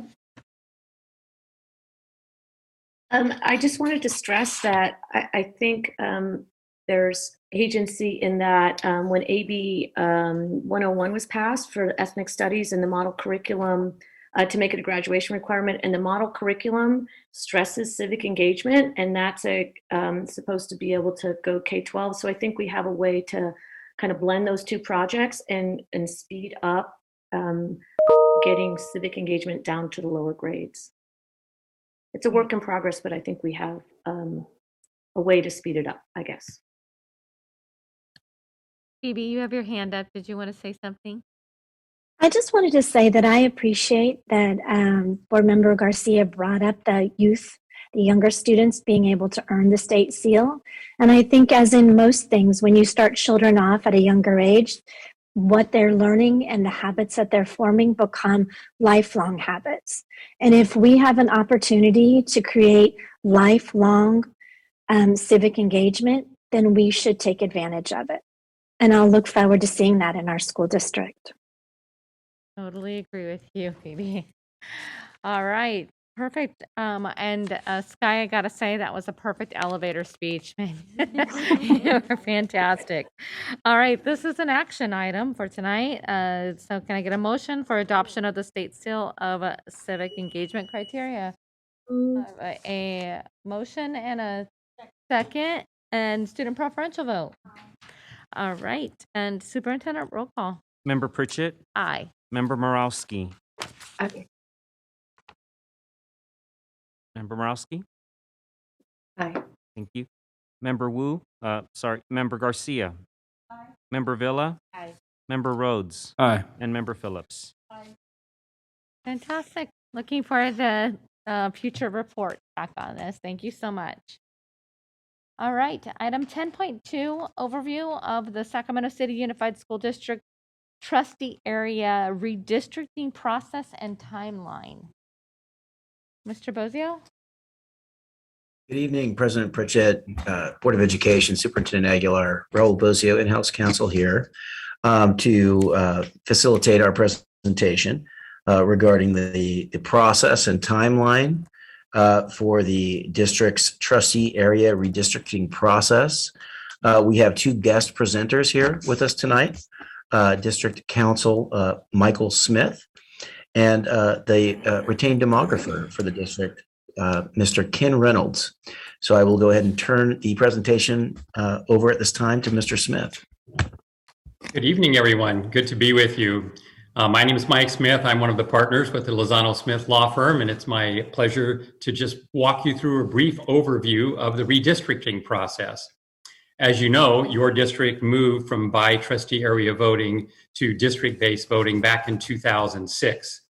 As a result, every 10 years, when the new census data is released, school districts are required to evaluate whether their current trustee areas are balanced by population. So we will be using the 2020 census data to look at each of the 7 trustee areas to determine whether or not the variation among trustee areas is more or less than approximately 10%. If that total variation is less than 10%, then you don't need to adjust your map.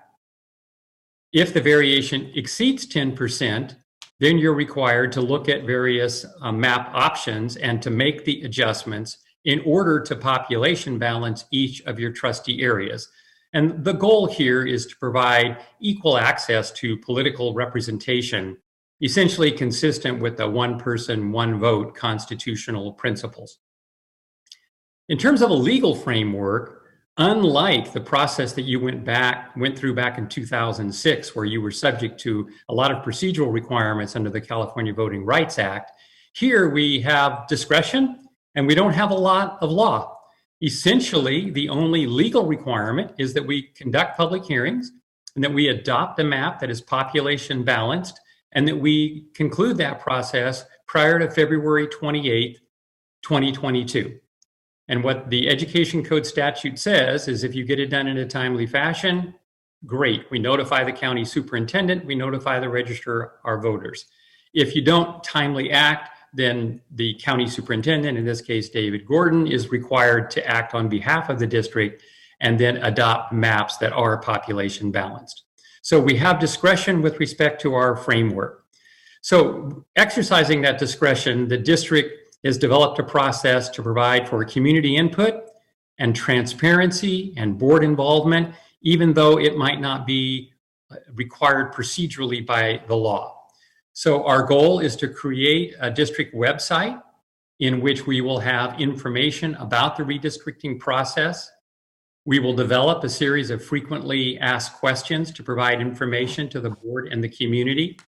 And all of the presentations that are done in the public arena will be posted on that website so that the community will have access to see current trustee areas, the terms of the trustees, what the proposed maps look like, and to provide their input. Ken Reynolds, our demographer, is going to walk you through how you calculate that 10% deviation. He's going to give you an overview of what your data looks like and then talk to you about his process. So timeline, no action is needed tonight. This is informational only. At your next board meeting on October 26th, Ken Reynolds is going to be providing you with a more detailed presentation than this evening, and you'll actually look at 3 different map options. During late October and early November, we're planning some community meetings, both in person and virtually. And we will be then providing a summary of what we hear from the community, and that will be brought to you at your November 9th meeting. If you are satisfied with the maps and what you've heard from the community, you're able to legally adopt a map at your November 9th meeting. If you need more time, the December 14th, your annual organizational meeting, is also a time in which you can add. So you're not going to be hopefully under a lot of time pressure because of the structure and being able to bring this to you starting now. Our ultimate deadline, as I indicated, is February 28th. And then the Registrar of Voters will implement your new map and have it ready to roll by July 6th. And then it will be implemented for the November 8th, 2022 election. So that's the overview of the process and the timeline. And with that, I will turn it over to Ken Reynolds, who will walk you through a brief slideshow to talk to you about what your data looks like and map options. Thank you, Michael. It's an honor to be here with you this evening. If we go to the next slide, it talks about the possible results of the data we're sharing with you tonight. Basically, when we analyze the 2020 census, our goal is to have an equal population for each trustee area. And when it's a greater than 10% deviation, then we need to make changes to bring it back into balance. Our next slide talks about the education code that was referenced, that is our guiding principles for this task that we're going through. And it's just there for reference. And then our next page talks about the work we've done as your consultant to collect all of the census data, assign it to the census geography blocks, and then to be able to do the calculations that we're sharing with you this evening. So on our next page, we have a map that shows the current trustee areas. And so each color represents one of the trustee areas. And again, that's just the current information that we got from the district and was used to do the calculations of the 2020 census data that is on our next slide. So here we can see the results of the 2020 census analysis. And I do have some additional points of reference for you. So the key number here is 354,704. Based on the 2020 census, that was the total population living within the school district boundaries. And as a point of reference, in 2010, that number was 324,343. So you've seen just over a 30,000 total population increase in that 10-year period. That's about a 9.3, 9.4% increase. So there's been a significant change over that 10-year period. Our other ideal number to point out on this slide is the ideal population of 50,672. If we divided it up into 7 equal areas for the 7 trustees, that's what the population goal would be. We show the actual population, compare it to the ideal population, and that's how we determine what the deviation is. We divide the deviation by the ideal population to determine the percent deviation. Then we compare the smallest and the largest areas. That's how we determine the peak deviation. Another point, area 2 right now is the largest population boundary. So we had 56,901 in area 2. And the area with the smallest population was area 6 with 47,336. So that's how we generate that peak deviation of 9,565. So we're almost at just under 19% peak deviation. So that's the criteria for showing that we do need to do some rebalancing to bring a better scenario forward that will meet the compliance requirements. Now, the next slide shows all of the additional demographic data that's available from the census. We have that total population broken down by the various ethnic, racial categories. Then the middle section of this report shows the 18 and over population, also referred to as the adult population. And then on the bottom section is the citizen voting age population. And again, that is a survey, based on a survey. It's not as complete and accurate as the top two sections, which were based on the complete census. And so again, a lot of useful information here, and we'll be providing the same statistics for every scenario that we create to show how things can be rebalanced.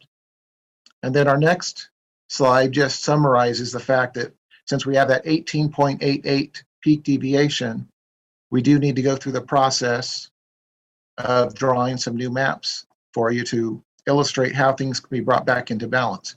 And with that, I'd love to turn it back over to the board for any questions and input.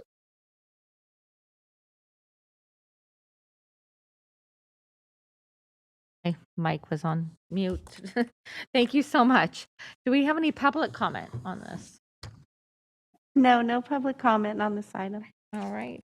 Oh, excuse me. I'm sorry. My mistake. We do have one comment from Mo Kashmiri. Thank you. Hi, Mo Kashmir. I just want to say thank you. I'm glad y'all are getting ahead of this and trying to meet it before the original deadlines, and we hope the district will keep moving forward on this.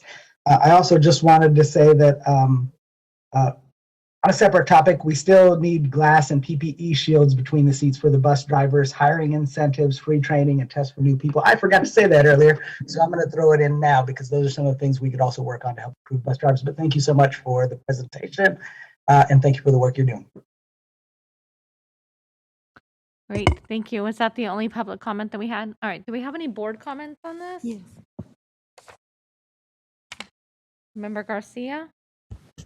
Thank you for the presentation. This is fascinating. I actually find the redistricting process a very fascinating topic. But I see that area 2 is one of the ones where the deviation is really high. So I look forward to learning how that all gets sort of balanced across the board. I do have a question, though, maybe not for you, maybe it's for the superintendent. In terms of once these new boundaries have been established, how does that inform like school boundaries? Sort of. I'm just wondering if there's even like a link to that. But just wondering if anyway, if you can share some information, but I look forward to learning more about this process at this level. Thank you. And if it's helpful, I'll just comment that your boundaries are done by total population and not by student or ADA or school attendance boundaries. Now, one of the things that you can be looking at is your trustee areas are intended to reflect communities of interest. So some school districts like to see their maps, their school attendance areas overlaid with the trustee areas. So for example, I'll just create a hypothetical. Suppose you had 7 high schools. Some districts may say, we would like each trustee area to encompass that high school area and all of its feeder districts. Another school district might take the same 7 high schools and 7 trustee areas and reach the opposite conclusion. No. We want each trustee area to have as many of the high schools as possible in that trustee area to avoid a sense that the trustee should represent only the students in that area instead of all of the students within the district's boundaries. So you have discretion to think about how you want to redraw the map, and you can look at school attendance areas, but it's not your driver. Legally, the driver is going to be total population. I appreciate that. That's very helpful. And then I'm just wondering, what does that mean for a district that has open enrollment? So I'm just trying to understand how this impacts everything else or how it's connected. But again, this is going to be a journey in terms of learning something new. Thank you. Perfect. All right. I have a quick question. Can you just go over a little bit with me about, when in turn we overlay the districts and then we choose, there could be, and I don't know if this will be the case, but there could be an example where there could be now 2 trustees living in one of those districts, right? And not in the district that they were at. So can you kind of tell us a little bit about that? Sure. when we go to rebalance the areas, right, we have to bring it to in compliance with the total population. We are allowed to look at where the current trustees live, so we will do our best not to disrupt that, so we don't have to worry about any vacancies on the board or pairing any of the incumbents. But again, in all the work we've been doing so far across the state, we have not run into that problem yet. So I'm hoping that, and with your numbers, and you have such a large population, I think we'll be able to find some minor adjustments that will bring your boundaries back into compliance. So it shouldn't be any major changes. Okay, thank you. And how do you guys take into consideration? I know there's major crossroads that students have to be, to go across to be able to get to a school. How do you take into consideration those major crossroads when doing these trustee districts? Yeah, we do look at major thoroughfares. I mean, obviously, it's a lot easier to describe your trustee areas if they use major landmarks and highways and waterways as dividing lines. So we'll do that to the best of our ability. But again, these boundaries only affect who votes for which seat in the district. It has no impact on enrollment or student transportation or anything like that. Okay, that's very explainable. Thank you so much. Member Phillips. Serious question. How much does Lozano Smith actually do for the district? I'm just curious as to why it just seems like there's a lot of Lozano Smith doing things. So, I mean, in this particular one, is it specifically that Lozano Smith is qualified to be able to do this type of work, or was there some other way that we could do this? Well, I might just speak briefly and then allow the superintendent to talk, but I will tell you that I have done this kind of work for numerous school districts back in 2010, as well as now in the 2020 era, both in terms of the California Voting Rights Act and moving districts from at-large voting to by trustee area voting, as well as redistricting. We have an entire team of lawyers that has been dedicated to the redistricting process. So we do have a lot of depth and expertise in this area. And with this particular matter, the honest truth is, Ken Reynolds is going to be your driver. So our role will be relatively minimal to simply talk about the process, help create a structure for you. And Ken is going to be the person who's creating the maps and who will be working with you to make those adjustments. So our role and the legal costs that will be associated with this are actually very minimal. And then we'll be providing assistance in drafting a resolution when you get to the place of ultimately adopting a final map, and then helping communicate that over to the county superintendent and the registrar of voters. So our involvement here is really relatively minimal. I appreciate. Thank you. Yeah, and what I would just add, Member Phillips, is if we could think of it as Lozano Smith as our legal counsel is making sure that we comply with what is necessary and what we're obligated to do around redistricting. And as was mentioned by Mr. Smith, Mr. Reynolds is a demographer that we have hired to do the actual work that's necessary to come back and eventually have a resolution for you.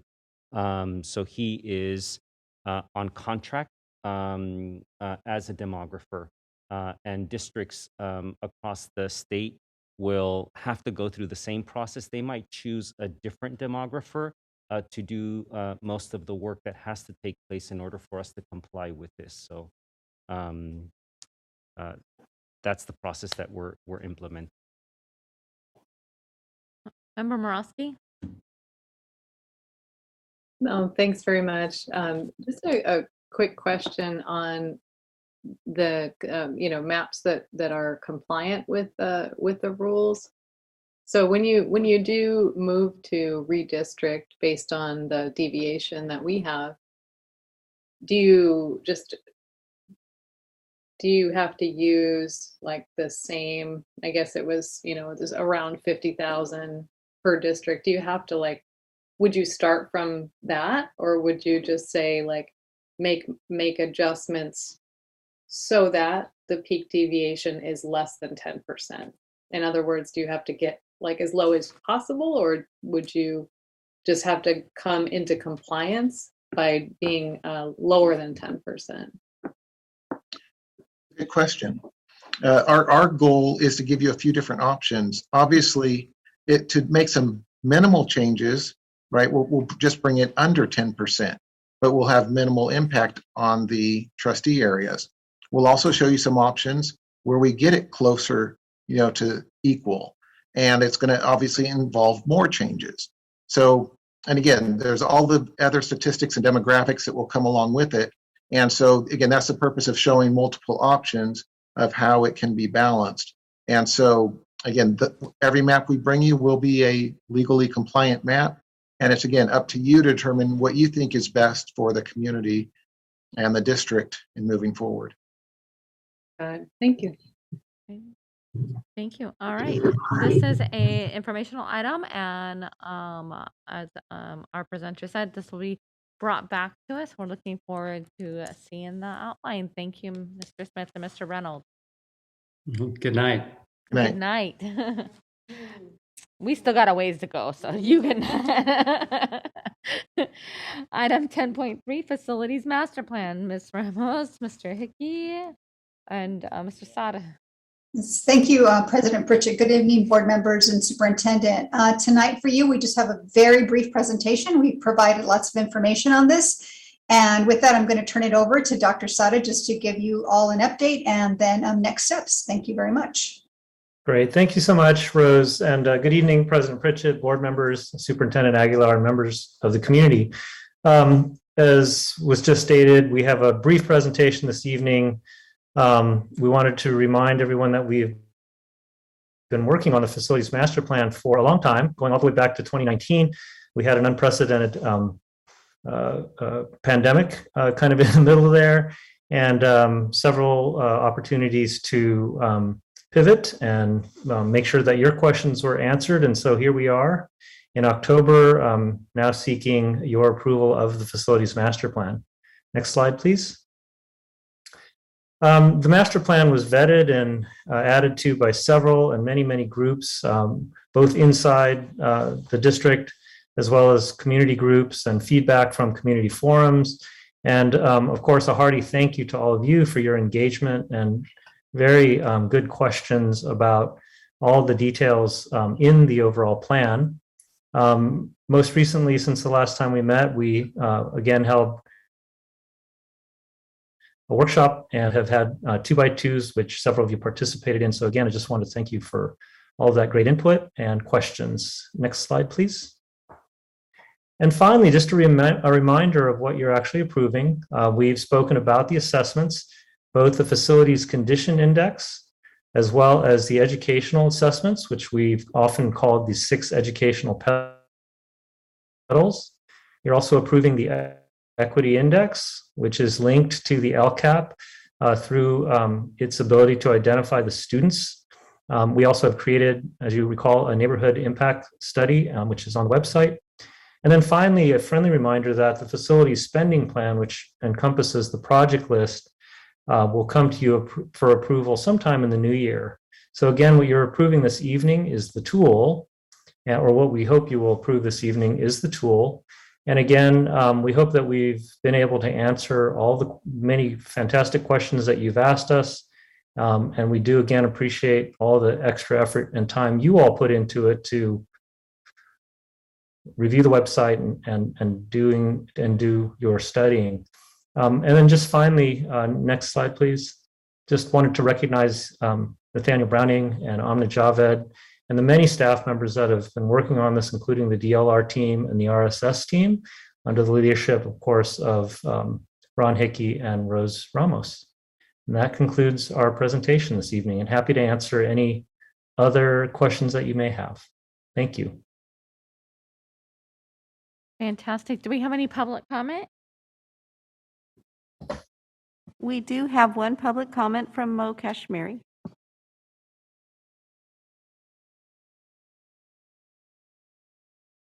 Mo Kashmiri again. I'm speaking in my parent hat as a parent of William Land, not in my SEIU hat.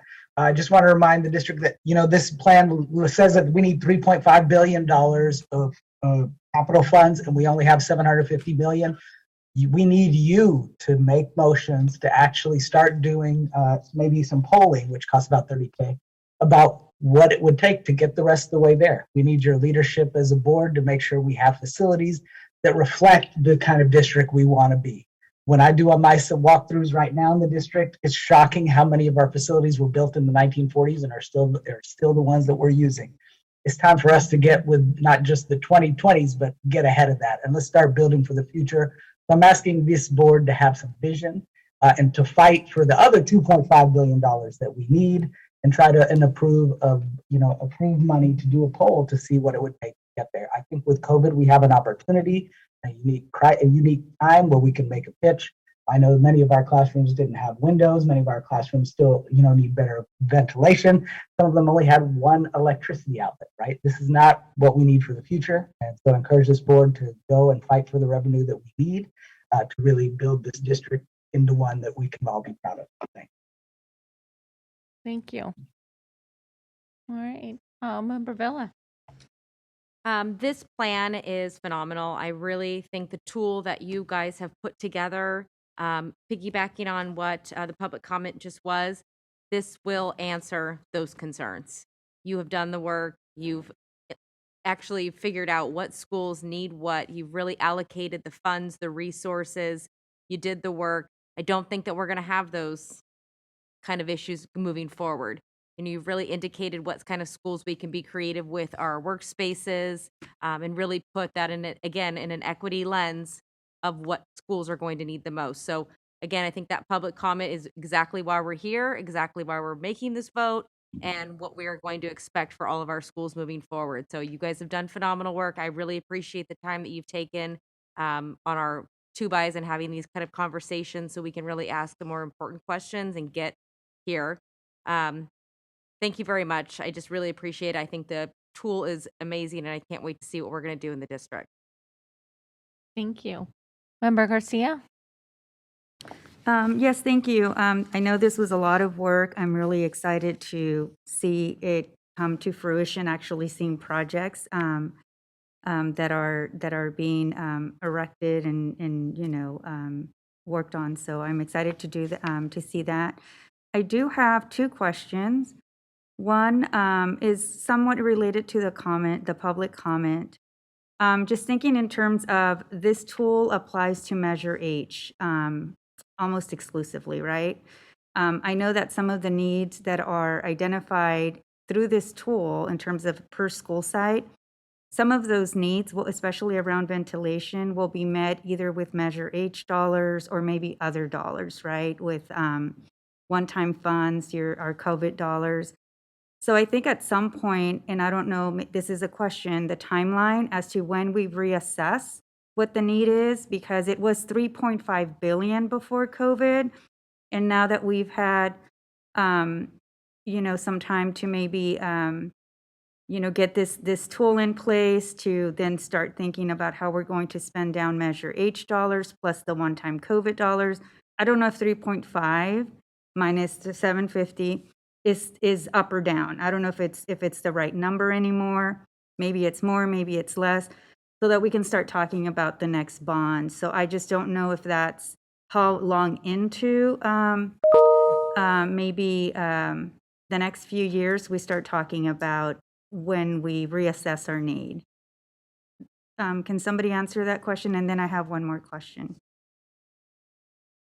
Yeah. Do you want me to take? Member Garcia? Oh. Go ahead, Ron. Yeah, I think I'm having internet issues. You're exactly correct. We're not sure how escalation of pricing in the marketplace has had an impact on our initial 3.5, or how far the 750 million will go. As soon as we start to select our first projects and we start to get real numbers from architects and general contractors on those first initial estimates, that first project is going to give us a litmus test on how far this money will go. And I would imagine about 4 to 5 years into this Measure H, we'll need to start looking at additional funding as it relates to whether we go out for another bond. But within 3 to 5 years, we'll be able to come back and make an assessment of what we need to do going forward. Thank you. I appreciate that. Okay, and then my next question is on the slide number or page number 4. It's the third, I guess the number 3 facility spending plan. That's the one that includes the project list that's going to come before the board in January, February of next year.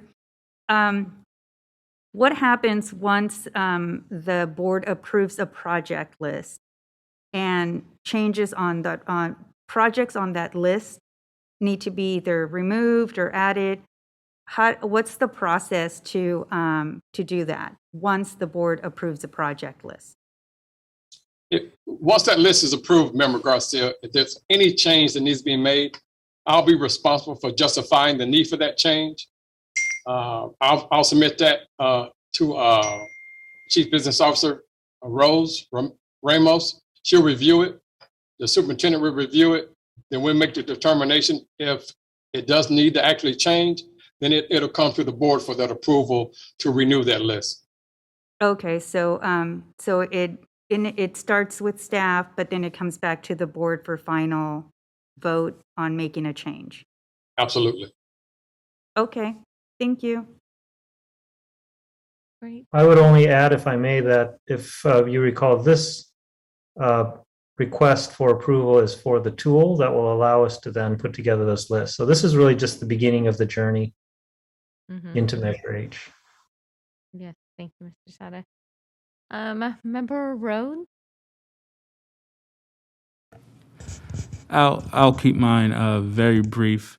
I'm in full support of approving this tool tonight, and I am willing to make a motion when the time's appropriate to do so. Thank you guys for your work. Thank you, Member Rhodes. Member Morowski? Won't take too long. Just echo a couple of my colleagues. Echo Member Villa and the thanks for all of the hard work, and echo Member Garcia and really wanting to understand what the long-term plan is. We know $3.5 billion was the assessment. It's probably at least that. And so if we can, I don't know, I look to you, as the experts to expedite, because I understand that, we have to phase things and maybe coming back in 3-4 years. But if we know that the need is that deep and that broad now, I just want to understand more of what we can do, what we can do now to fill more of those gaps that we know exist. So again, just really appreciate all the work and really look forward to approving this tonight and seeing all of the good work flowing from that. So thank you. Great. Thank you, Member Morowski. All right. With that, I'd just like to say, I'm all those years of sitting on the facilities committee, I'm so happy to see this come into fruition, this tool to be able to help us move forward to better our district. Superintendent, did you have something you wanted to add? Just very quickly, Member Pritchett, I just wanted to mention that during a convening last week with other superintendents, I had the opportunity to speak on this issue, and I'm still very much convinced that the action you're taking in terms of the adoption of the tool and the methodology for arriving at a list of projects using data is very unique and innovative, and they expressed interest in just understanding how we've gone about this, because I really do feel that when districts talk about equity as a commitment of an organization, I always ask what that looks like in the world of facilities, because I think that equity has to be the backbone of an entire organization. And in most cases, you don't see that in the world of facilities. And so I've asked our team to work toward a putting together a deck of slides that would be available to board members so that you can speak to how we are committed to the use of this tool and hopefully advancing equity in the world of facilities, if you will. I really do think that our board could be in a position where you're describing some of this work because it just is not a piece of what we're hearing often from districts that talk about an equity agenda. Again, in this case, it applies to the world of facilities, and I think that our team has done a great job at trying to capture equity in a part of the organization that sometimes is left out. Thank you, Superintendent. This is an action item tonight, so can I get a motion for approval of the facilities master plan? Already motioned. Yes. Oh, sorry. I'll take I that. apologize. All right, I have a motion and a second. Student preferential vote. Superintendent, roll call. Member Pritchett, Aye.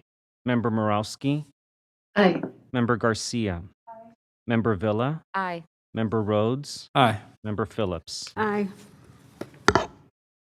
Perfect. Thank you. Thank you all for their presentation. Item 10.4, ESER 3 expenditure plan adoption. Mr. Stephen Ramirez-Fong, welcome back. Good evening again, board members, superintendent, colleagues, and community. This is our follow-up to a meeting 2 weeks ago where we presented an initial look at the ESER 3 expenditure plan, and we're here tonight with the proposed plan for adoption. Before we begin, I did want to note that several of the slides in the first half of the presentation are similar or same to last presentation. That was done intentionally to make sure that any members of the public would be able to capture the context if they're reading only this item. So we'll be efficient with those slides so as to allow more time to focus on the actual elements of the plan and some of the new information. Next slide, please. So again, we're going to briefly recap the context of the plan that was presented last meeting, and then look more deeply at the specific actions and proposed expenditures in the plan, provide some examples of the progress monitoring language that occurs in the plan, and then also summarize next steps for our approval and implementation process. Next slide, please. So again, refocusing here on our core value, just going to note here this idea of leveling the playing field and providing opportunities. Certainly a plan such as this cannot by itself level the playing field, but certainly the purpose of these dollars is to address some of the gaps that have been widened by COVID-19 and to provide opportunities to students that can help address that impact of lost instructional time. And so it's nice to be able to anchor into our core value always. Next slide, please. So very briefly, these are some of the slides that appeared last time. These COVID emergency relief dollars are part of the overall CARES package, the American Rescue Plan Act. They're able to be spent through September 30th of 2024, and they're really intended to address the impact of COVID-19 on schools. Next slide, please. The plan asks us to focus in on two primary areas, and that is the operation of continuous and safe in-person schooling, and then also to address the impact of lost instructional time through a variety of evidence-based interventions and other strategies. Next slide, please. We shared this last time. This is our development timeline. I just want to note that, as we're here at the end of this particular timeline, it does represent just the beginning of the actual plan implementation. So similar to what we mentioned this evening in the Lcap, it's the end of the beginning, and the real work happens now with implementation and progress monitoring and making sure that we're effectively using these dollars as we move forward. Next slide, please. We highlighted alignment last time, and that was, there were some really helpful comments by the board, and just want to note that this is the fourth and, more than four certainly, but highlighting here 3 other processes: the Lcap, the Expanded Learning Opportunities Grant Plan, the Learning Continuity Attendance Plan. There's been these plans stacking on top of each other, and that's been challenging certainly, but also really helpful in that it's been iterative. They built upon each other. The community input builds, the staff planning builds, the board's guidance, the vision of the district builds. And so this plan stands on the shoulders of all those other plans and has the benefit of aligning to them. Next slide, please. We mentioned last time that community input, again, I just mentioned it's been able to build. We've had some other really robust input come in during this process. Then the following two slides are the same as was presented last meeting. And so I'm going to speed through the next two in order to get to two additional slides we've added, which highlight some additional themes that have emerged at a more granular level. So if you go to the next slide, you can see some of these bolded areas that we featured last time that popped out in terms of what the community is encouraging us to consider as part of this plan. And then on the following slide, you'll see again some of these themes that are direct connections back to the Lcap, direct connections back to the LCA plan, direct connections to our expanded opportunities grant plan. And, that's been a feature of some of our input with community is that they're saying, these are things we've been sharing throughout, and these are the needs that still exist. And in some cases, they've deepened through COVID, and so they haven't gone away. But on the next slide, we've provided some additional pieces that came out of this. And so just want to pause here to share that we've heard about outdoor learning spaces, effective transportation, which is a callback to our earlier presentation this evening, outreach and resources for our American Indian Education Program, criteria for independent study determination for our students with disabilities, an array of individual student support options, credit recovery, visual performing arts. Specifically, there's been some support for this idea of VAPA as being an avenue to address trauma, so addressing trauma through the arts, which we're excited as part of the plan as well. Classroom staffing has been a recurring issue with, of course, also qualified substitutes. Collaboration between general education and special education has been something we've talked about in the Lcap. Really excited that there's major investments for our students with disabilities in the plan, which is, again, a direct connection back to an earlier item from this evening. And then resource hubs and addressing learning needs at home. So I would just note that as you look at the previous two slides, this slide and the following slide we're about to jump to, it's exciting to see how many direct connections there are to the actual proposed actions, really being able to follow on that community input to actually realize some of those priorities. Next slide, please. So again, here, emerging themes, increasing the opportunities for social activities, really to bring back that part of schooling. Seeking out additional funding was something we heard about, updating the learning materials, providing some dedicated instruction around college and career issues, increased school psychologists, and online supports for students, really increasing the opportunities for students to directly engage and engage in action. And then also focus support for those that have been impacted in the most direct way by COVID, either having severe illness or deaths in their families. Next slide, please. So as we get into the plan itself, this is just a high-level sense of where the dollars are landing in the plan. And I would just note that use of any remaining funds, those are still, if you go into the plan, really important actions as well. So that's that terminology is in no way intended to discount the importance of those funds. But an important takeaway from this slide is that all the COVID dollars are represented in the plan. We haven't left anything off the page. All 154.4 million. Next slide, please. So here for the next, I think it's 7 or 8 slides, is the actual plan. So in an effort to really be transparent, we included the full set of actions here inside of the series. So I won't certainly read word for word, but I just want to take a moment to note that the plan asks for alignment to other plans. And so you'll see here in this left-hand column where we've tried to provide that connection to show where in the Lcap, or in other cases, the LCA plan or the Expanded Learning Opportunities Grant Plan, you can actually go and you can see similar actions, or in some cases, directly analogous actions. Just want to note also that when you look at that dollar amount on the right, that's a total dollar amount for an investment in that action for the life of the grant. In many cases, what it's doing is extending actions that were already approved in June beyond 21-22. So there's a host of actions within this plan that the board heard about in June that are being funded in the current year. And these dollars would allow these actions to continue through 22-23 and 23-24. In some cases, they're brand new proposals. And so it would allow the full 3 years of funding. So there's some differentiation there. And then also would note, particularly on this slide, that as you look through the health services and then into the shade structures and ventilation projects, the ventilation improvements, which we've, again, a nice direct connection to the previous presentation. I'm talking about facilities. The total need across the district is $99.5 million. And this is funding certainly, around 10% of that. And so in the plan, we note that for actions such as this, with ventilation improvements being a priority, as funds are unspent, there can be this efficient reallocation of dollars rapidly to actions that we know were not met fully by the plan. And so you'll see in the note under that action, that language. Next slide, please.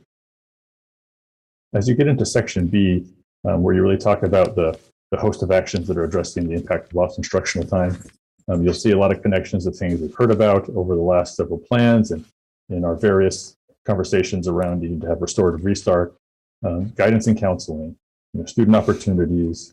We mentioned the visual and performing arts, addressing trauma through the arts, direct services for foster and homeless youth, expanding our PBIS, our positive behavioral interventions work across sites, having a more robust staffing for engagement and attendance, and significant investment in social workers, with some of those being targeted specifically for our LGBT plus population. Looks like a plus got left off there.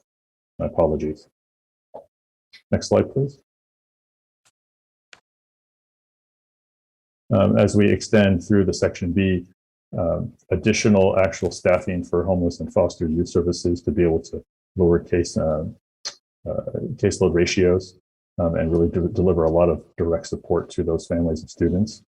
A host of actions in the middle there that are aligned with our expanded learning programs, including before and after school. That both expands the number of programs to sites that were added recently and also increases the number of spaces at sites that already have programs.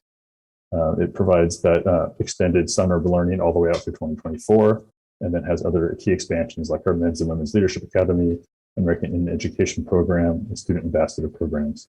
This also keeps our SEL programs robust and provides some money for classroom libraries, specifically in the area of anti-racist education.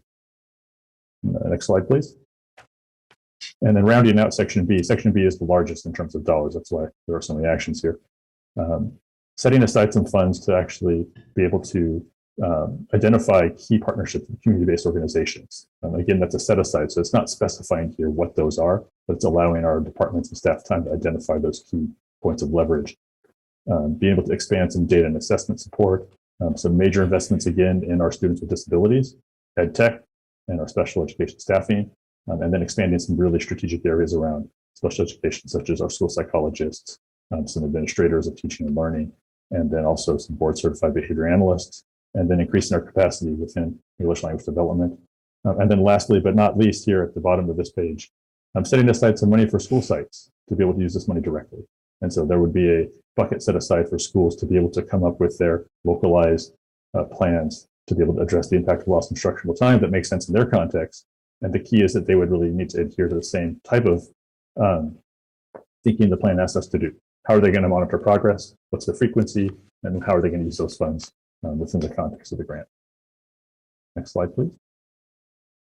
So as we come into section C, you'll see, again, some real important investments in students with disabilities, more college and career readiness pieces. You'll see a nice alignment there in row 3 to our state seal of civic engagement, advancing that work, really delivering on our linked learning pathways vision, and providing more experiences to students in college and career, and then actually having some education technology training specialists, which we know is really pertinent to this new era where technology is such a ever-present part of our reality.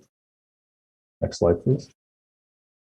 And last but not least here, some real important support for nutrition services staff. We know that that's been a huge piece, lifting up support for students and families. Some exciting work in pipelines for teacher, really looking at how can we take some of our classified teachers, classified employees and put them on a pipeline towards teacher credentialing, and then also recruitment and retention of staff broadly, and then some money set aside for the reimagining of our safety landscape. And then last but not least here at the very bottom, indirect costs and some support, as was mentioned by the board last time, to be able to actually implement all this across many departments. Next slide, please. So here's an example of what some of the progress monitoring looks like in the plan. By action, being able to identify what some of those measurable outcomes will be and how often we'll report on them. So here you can see some health services examples, looking at ratios, trainings provided, number of screenings, looking at some student outcomes, guidance and career counseling similarly, and then down at the bottom, an example from the staffing piece, really around how is that impacting how many applicants we have and how many vacancies we have. So, very kind of simple and clean in some cases, being able to show, is this working for what we intended to do? Next slide, please.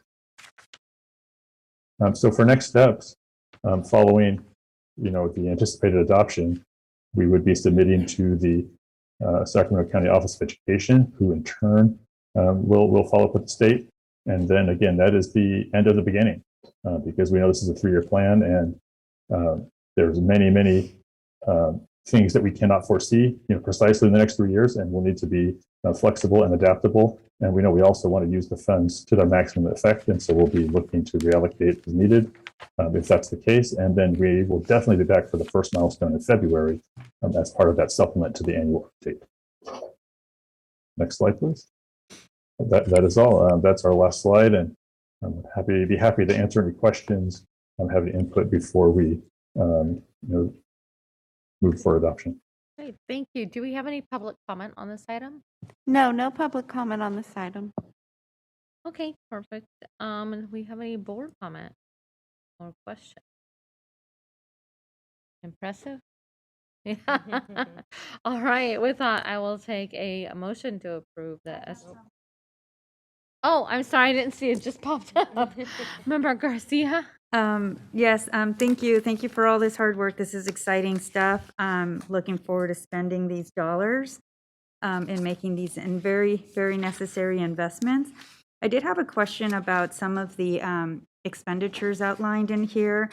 A couple of them stand out in terms of partnerships with community-based organizations, or funding the for example, the fees for Slide Park or any other type of outdoor education for our students, and wondering if some of those numbers are a reflection of just 1-year investment, or are we talking about the life of these funds? Because they go till 2024. So are they multi-year or are they 1 year? That's a great question. Thank you for asking it. There's actually 3 instances, one of which you've just mentioned, which provide funds through 22-23, but not for the 23-24. And so that would include the Slide Park trip fees, the college and career opportunities, which I believe is action C5, and then also some of the additional VAPA pieces, which were action B3. So those are 3 instances in which funding was already advanced for 21-22 in June, and the current amount would fund it through 22-23. So we could certainly make adjustments to fund through 23-24. Yeah, I that would be my preference, because I think the money's there. Might as well extend it till the end of the life of the funds, and add additional years to support to make sure those opportunities are available for our students. I do have another question in relation to Member Garcia, can I just interject? Just for clarity's sake, I know that, and we may just change the line item title. I know it says Slide Park. We do have instances in which some of our teachers take our students to other sites for 6th grade camp, Yosemite, for example. So we may be changing the line item title, but still capture the fact that we're talking about sort of the seminal 6th grade science camp experiential program that our students have traditionally, in many cases, have had to fundraise, and in some instances, some of our students have had to stay back for reasons that we shouldn't have to accept. So just want to make sure that the board doesn't take this as it's only for Slide Park. So we're going to change the title on that line item before we submit the plan to SCOE for adoption. So depending on the board's action tonight. Thank you. And I think I was reminded of, I can't remember the name of the entity that we had some controversy a few years back. So if to the extent possible, there is a little bit of vetting or pre-approval in terms of the type of outdoor programs, certainly making it more flexible than Slide Park, because there are other opportunities as well. And then my other question was about redirecting some of the unspent funds to go to ventilation. In case some of these proposals don't materialize, just trying to find out how long before that decision is made, like at the staff level. We have the hiring of positions, we have other investments. At what point do you determine we can't fill these positions, these dollars have an expiration date, now we have to pivot? And does that decision come back to the board for final say, or is that going to be made at the staff level? No, I will make a commitment that as we think about the possibilities, as we've indicated in the plan, that there may be instances where we may not be able to actualize the expenditures for a variety of reasons. Namely, right now, the possibility that we might post positions for certain classifications and not have enough applicants, for example. Keep in mind that we're now about to enter November, so we're talking about a few months into this school year already, that we will come back to the board and maybe produce a timeline, if you will, by which we just don't have enough confidence that we would be able to expend those funds the way that we're discussing them here, the way that we submit the plan to SCOE, so that we can then just inform you and our community that we will be redirecting those funds toward that big gap that you can see between the current allocation for ventilation and the amount needed, which is $99 million versus the 9 that we're allocating now. We also will have to come back to the board and make sure that we give ourselves enough time for that expenditure, because that's not something that we can just have HVAC systems modernized or repaired within a month either. So there's going to be some need for us to stay in communication and inform the board of adjustments that we will have to make for reasons that we may not have total control over. Okay, I appreciate that, because the last thing we want to do is not spend these dollars and have to return them, right? So I just want to make sure that we stay on top of that. So thank you. Okay, thank you, Member Morosky. Thank you. I just didn't want to let this opportunity go by without just recognizing how tremendously exciting this is. I mean, to be in the position to be able to bring this level of investment into our system and our students, I just wanted to take that moment to celebrate with you all that we are able to do that. So really appreciate everything that went into this plan. I know it'll be evolving as we go, and I would look forward to, having that report back and seeing, as Member Garcia mentioned, where we are. And so I did want to ask, is there a schedule that you have developed or thought about with regular reporting back to the board on kind of where we are in this process? Well, certainly a first checkpoint would be that annual update in February, where we're going to provide a comprehensive update on the implementation plan. Following that, I would really echo the superintendent in saying, creating some systems where we are able to monitor and watch and defer there on what that might look like. But definitely, February is a key milestone for us, which will help us see what's been happening over these first several months, particularly with regard to posting positions and having been able to hire them. Okay. And I maybe at the budget, the various budget touch points might be appropriate. I think we've discussed that before. I think every 6 months is not enough. Definitely, and annually is not enough. I think we need to talk about, just staying more apprised of where we are in spending these dollars and what we're spending it on. And I don't think it has to be incredibly complicated. So I would just look to staff to figure out how to put that together in a way that that isn't super onerous for staff, but gives us a sense overall of where we are, and particularly where we are on hiring the positions. Maybe like just kind of what FTE we've said we wanted to allocate and what we actually have, just so we can know like kind of what level of support we're providing our students and see how that looks like going forward. So just again, celebrating these investments and really appreciate all the work that went into this from across the district. Thanks. I think we can all agree with that, Member Morowski. All right, seeing no other board comment, this is an action item. Can I get a motion to approve the ESSER 3 expenditure plan adoption? So moved. All right, can I get a second? All right, student preferential vote. Superintendent, roll call. Member Pritchett? Aye. Member Morowski? Aye. Member Garcia? Aye. Member Villa? Aye. Member Rhodes? Aye. Member Phillips? Great, thank you. Thank you, Mr. Ramirez-Fong. So excited. All right, item 10.5, submission of credential waiver application to the California Commission on Teacher Credentialing. Ms. McCarn? Good evening, board. This is actually going to be presented by Tammy Mora, our credential auditor. Oh, okay, welcome, Ms. Mora. Hi, good evening. Just 1 second, sorry. That went by fast.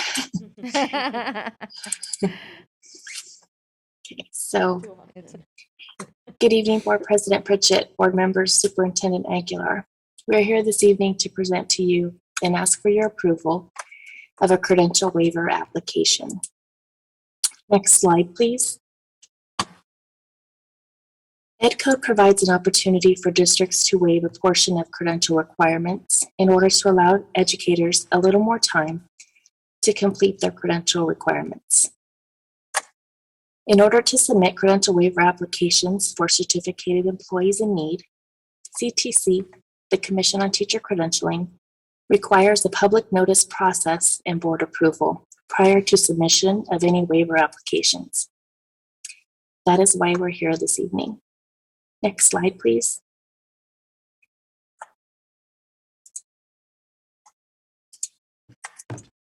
Here are the data trends of credential waiver requests for our district over the last few years. Note that there are just 3 so far this year, as we are continuously working with our employees to meet their credential requirements. Next slide, please. Here are some of our recruitment efforts. Additionally, we have continued to offer virtual recruiting events. We have held job fairs for unique and hard-to-fill positions. We are actively involved in partnerships with our credentialing programs, institutions of higher education, and our County Office of Education. We are currently working on engaging the community in unique and innovative ways, attending community events to share the benefits of working in the district, public service announcements at local sporting events, and exploring other avenues to support those seeking to obtain teacher credentials, and teacher permits. Next slide, please. This evening, the one applicant listed here is currently working on meeting their CTC requirements in order to obtain their English language authorization to provide instruction to English learners. Next slide, please. The waiver requested this evening will allow this teacher the additional time needed in order to complete their English language authorization credential requirements while they continue to work with our students. We recommend approving this waiver request. Next slide, please. Perfect. Thank you, Ms. Mora. Do we have any public comment on this item? No, there's no public comment on this item. Do we have any board comment? All right. Member Garcia, go ahead. Just a quick question. The need for additional time to complete the credential, is the impact because of COVID? I know a lot of testing like shut down. Just there's so much that happened with I guess candidates for their credential that had to get paused at the state level, or maybe in the country. So I'm just wondering if this one's related to COVID.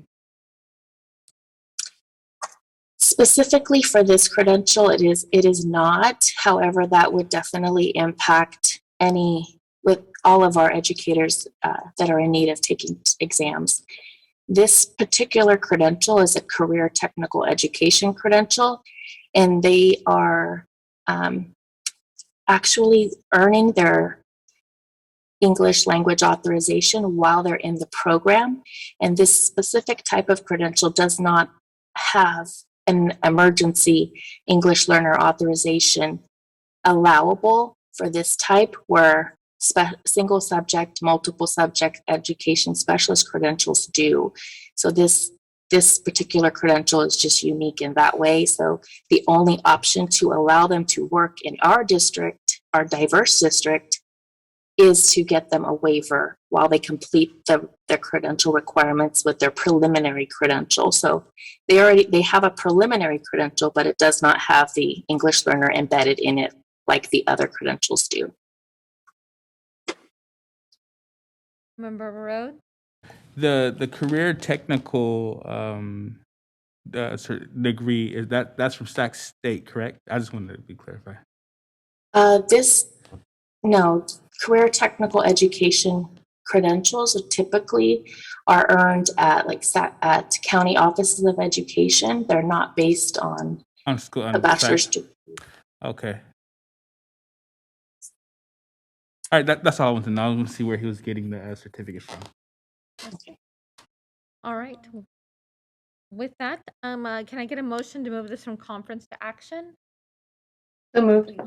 Sorry, I couldn't. I'm having. All right. I have a motion and a second. Student preferential vote. All right. All in favor say aye. Aye. We are now in action. Can I get a motion to approve the submission of credential waiver? So moved. All right, I got a motion and a second. Student preferential vote. All in favor say aye. Oh, I'm sorry. It needed to be roll call. I apologize. I think I'm getting tired. Trying to move it along fast. Superintendent, roll call. Member Pritchett. Aye. Member Morowski. Aye. Member Garcia. Aye. Member Villa. Aye. Member Rhodes. Aye. Member Phillips. Aye. All right, perfect. Item 10.6.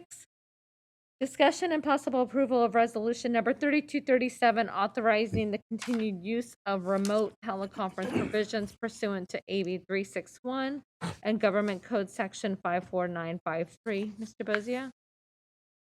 Good evening, President Pritchett, Board of Education, Superintendent Aguilar.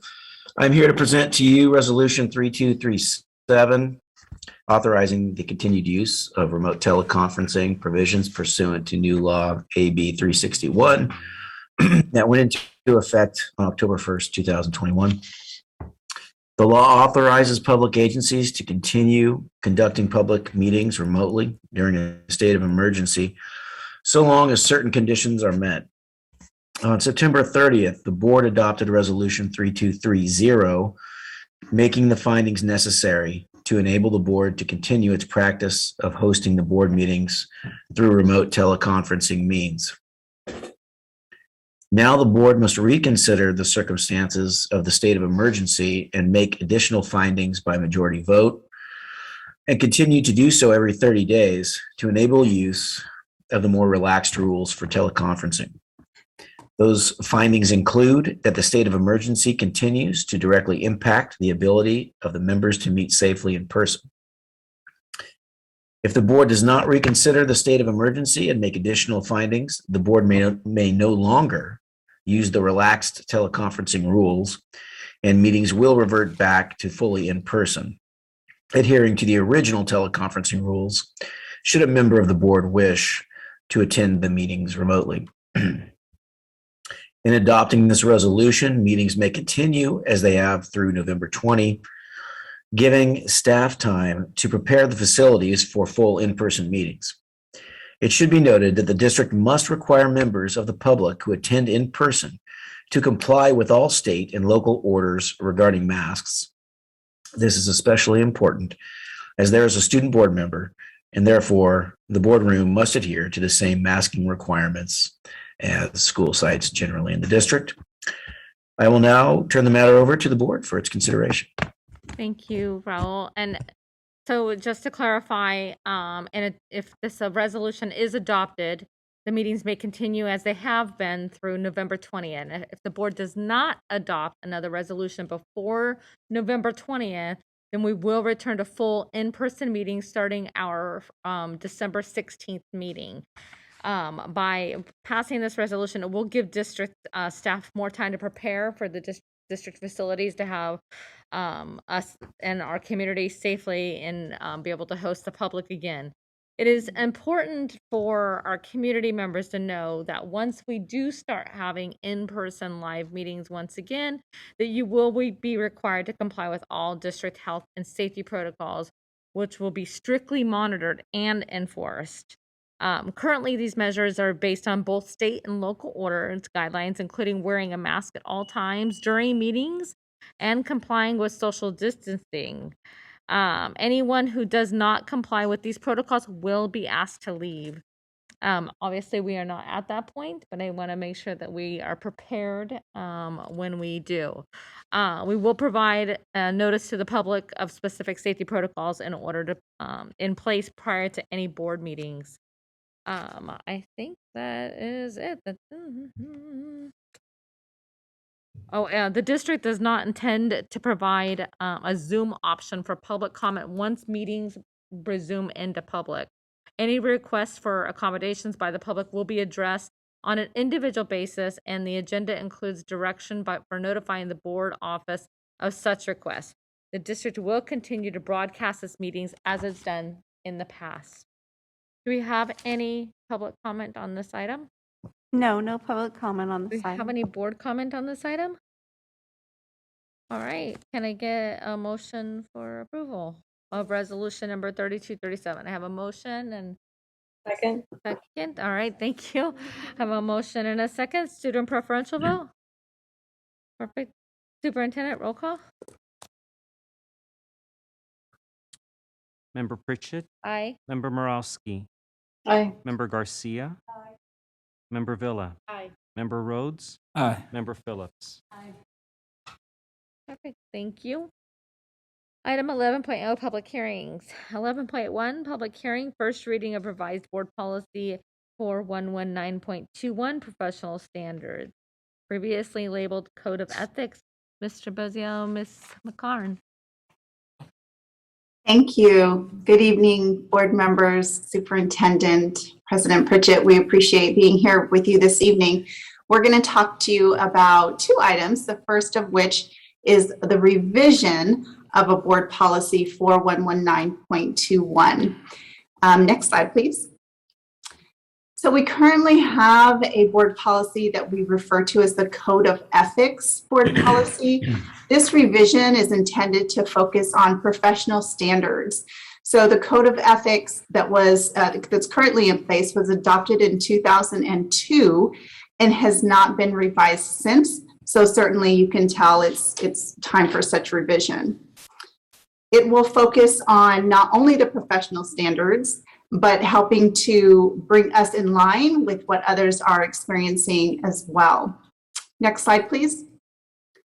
So the updates are intended to focus on a couple of things to help clarify for employees that enhances the integrity of the district, advances the goals of the educational programs, contributes to a positive school climate, and specifically provides guidance regarding the inappropriate conduct and, as importantly, the reporting of misconduct. Next slide, please. So as an example, one of the revisions in there speaks to engaging in inappropriate socialization or fraternization with a student, or soliciting, encouraging, or maintaining an inappropriate written, verbal, or physical relationship with a student. So just an example for you to see how specific the language is around what is not acceptable. And again, as importantly, we'll provide guidelines for reporting the misconduct. Next slide. Actually, I think that is the last slide for this particular revision of the item. The future slides go on to the next budget item. I mean, the next board item. Thank you, Ms. Kern. Do we have any public comment on this? No public comment on this item. Do we have any board comments or questions on the revised board policy for 119.21? All right, that was the first reading. We will move on to 11.2, public hearing, first reading and revised board policy for 119.24, maintaining appropriate adult-student interactions. Go ahead, Ms. McCarn. Actually, Mr. Bozio is going to take this one. If we can go. Welcome back, Mr. Bozio. Thank you, President Pritchett. Yes, okay. Ms. McCarn and I are teaming up on these kind of twin policies here. So I appreciate her handling the first policy. And this policy that I will discuss next is a brand new policy, and it does in a lot of ways continue on some of the themes in the policy, the revised policy that Concy spoke about. This is would be a new policy for the district based on a CSBA model. And I think it's really an important new policy. It's important for the district's efforts to help protect and maintain a safe environment for its students and a professional standard for all of its staff. The policy is titled Maintaining Appropriate Adult-Student Interactions. By way of a little bit of background for this policy, it's really intended to keep the district really a safe place for students, as I mentioned, and really legally compliant. As you know, we have our staff are mandated child abuse reporters, and the district has duties and owes a standard of care over its students to maintain a safe environment for them. Wait, we could go ahead to the next slide, please. And as I mentioned, the updates are intended to establish sound policy for all students and all adults with whom students may interact at school or in school-related activities in order to prevent unlawful or inappropriate interactions with students and to avoid those boundary blurring behaviors that can undermine trust in the adult-student relationship. So again, these behaviors that can lead to or be a sign of serious and inappropriate and even illegal conduct are what we're trying to address here and really prevent. We want to maintain the focus on that professionalism for staff and avoid any sort of boundary blurring type of behaviors. On this slide, we can see some of the specific examples of the prohibited conduct and inappropriate conduct that is discussed at length and detail in this policy. The policy really focuses quite a bit on those situations dealing with unauthorized electronic communications and social media. Those are things that, unfortunately are going on a little bit more in our society and including with our students. And we want to make sure that we avoid any sort of inappropriate relationships and communications that could take place between adults and students. As you can see there in the bullets, this includes creating or participating in social networking sites for communications with students other than those created by the district without prior approval, accepting friend requests from students or minors. And there's also a number of provisions specifically in this draft policy that aim at trying to prevent and be aware of any sort of kind of inappropriate behaviors that one might describe as kind of that typical grooming type of activity that we've probably heard of that unfortunately has taken place. in our society. So those kinds of prohibiting and trying to prevent that kind of personal relationship that goes beyond what a professional adult-student relationship would be. And again, that there's some specific pieces in the policy addressing a student in an overly familiar manner, singling out a particular student for personal attention and friendship, disclosing personal, family, or private matters to students, or sharing secrets and things of that sort of that nature. So again, while the policy acknowledges that certain professional adult conduct may be necessary in an emergency or to serve a legitimate purpose related to instruction, counseling, student health, or student or staff safety, the purpose of this policy is really to try to create an environment of safety for our students. Thank you very much. Thank you, Mr. Bozio. Is there any public comment on this item?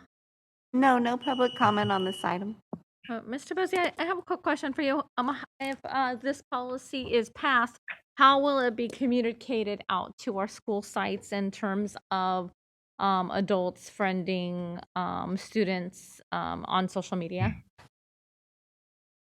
That's a great question. I think that this certainly will require some efforts on our behalf, on the district leadership behalf, to communicate this and to put it into practice throughout the district at our sites. And it would likely include some training and some education around the key components of the policy. And who will be enforcing it? Well, the district administration would be enforcing it. Okay, Management. but nobody's gonna be like, I guess that was the wrong way of asking it. I mean, In terms of, sorry, yeah, in terms of the communication and No. Like, just, I mean, I'm assuming we're not hiring someone to just sit and like look up, teachers' Facebook pages or staff's Facebook pages to see. Do you know what I mean?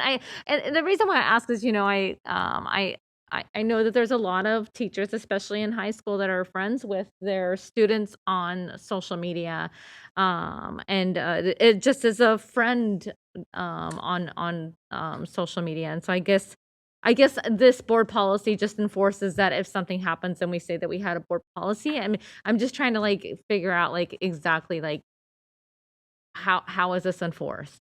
Mm-hmm. I think that's going to be a work in progress in evaluating how we enforce this. But I do think that there's some pieces there that some practice that's going to have to be looked at and reviewed, and whether it's appropriate and whether it's something that the district wants to encourage. It's something different if you're talking about former students who are adults. That's not. Yeah, I'm not talking about former students at all. Yeah. No, I can appreciate that, and it's unfortunate that we are in an age today where we have to enforce things of this nature, but we all know that just like you look at the back of like a sunflower seed bag and it gives directions of like what to do and what not to do. That's because one person did something wrong and now they have it written. So this is where we're at today. Someone did something, now we have to enforce things. So let's see, Member Morosky, and then we have a few others. Yeah, I really appreciate your question, President Pritchett, and I'm very supportive of this direction, and I just want to appreciate you bringing this forward. I think the explicit nature of the language is really important, and people sometimes forget that the power dynamic between adults and students, even if you have like a good professional relationship, it's always there, and we have to remember that. And so I'm happy to see this policy. Thank you. Agreed. Thank you. Member Villa? Yeah, I think that second bullet point is something that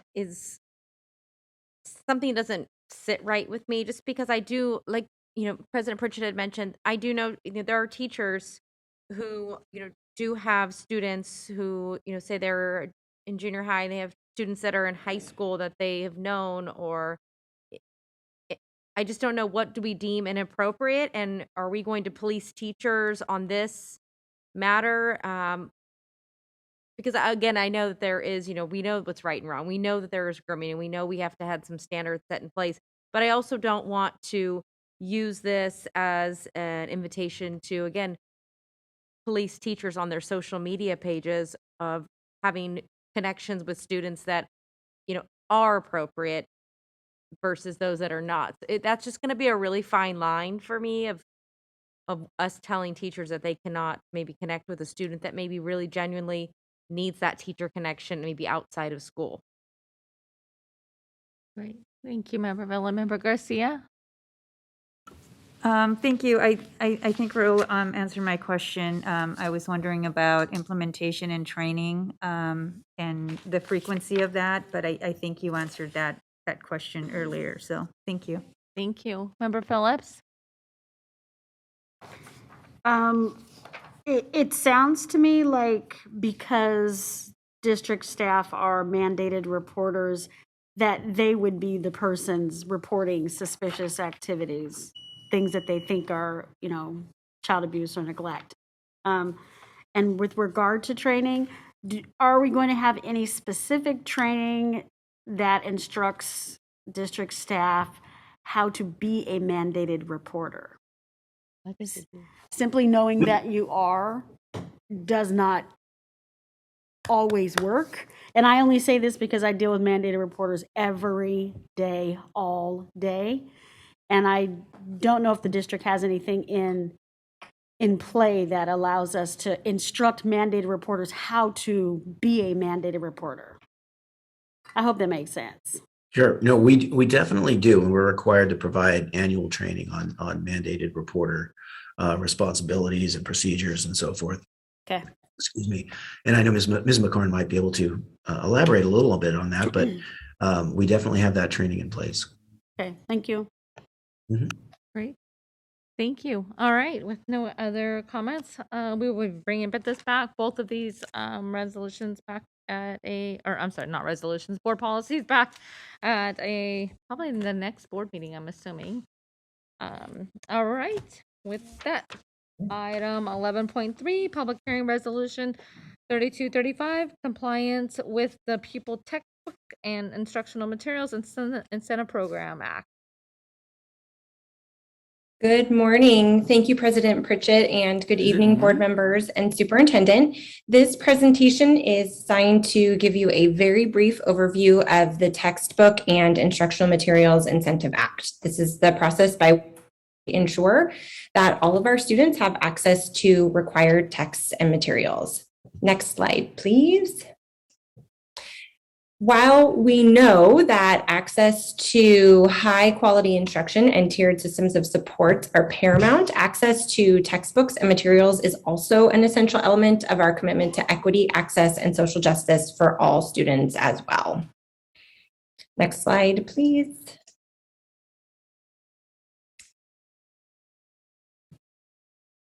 The Pupil Textbook and Instructional Materials Incentive Act is probably something you've heard by the name of Williams Act or Williams Review. It is the same thing. And the board's role in this process is to hold a public hearing like we are now, and then make a resolution stating that every student has sufficient access to textbooks and instructional materials. Next slide.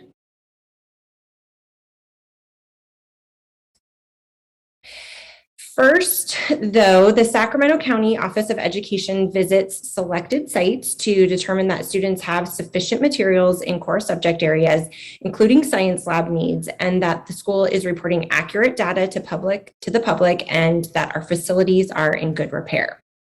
Next slide.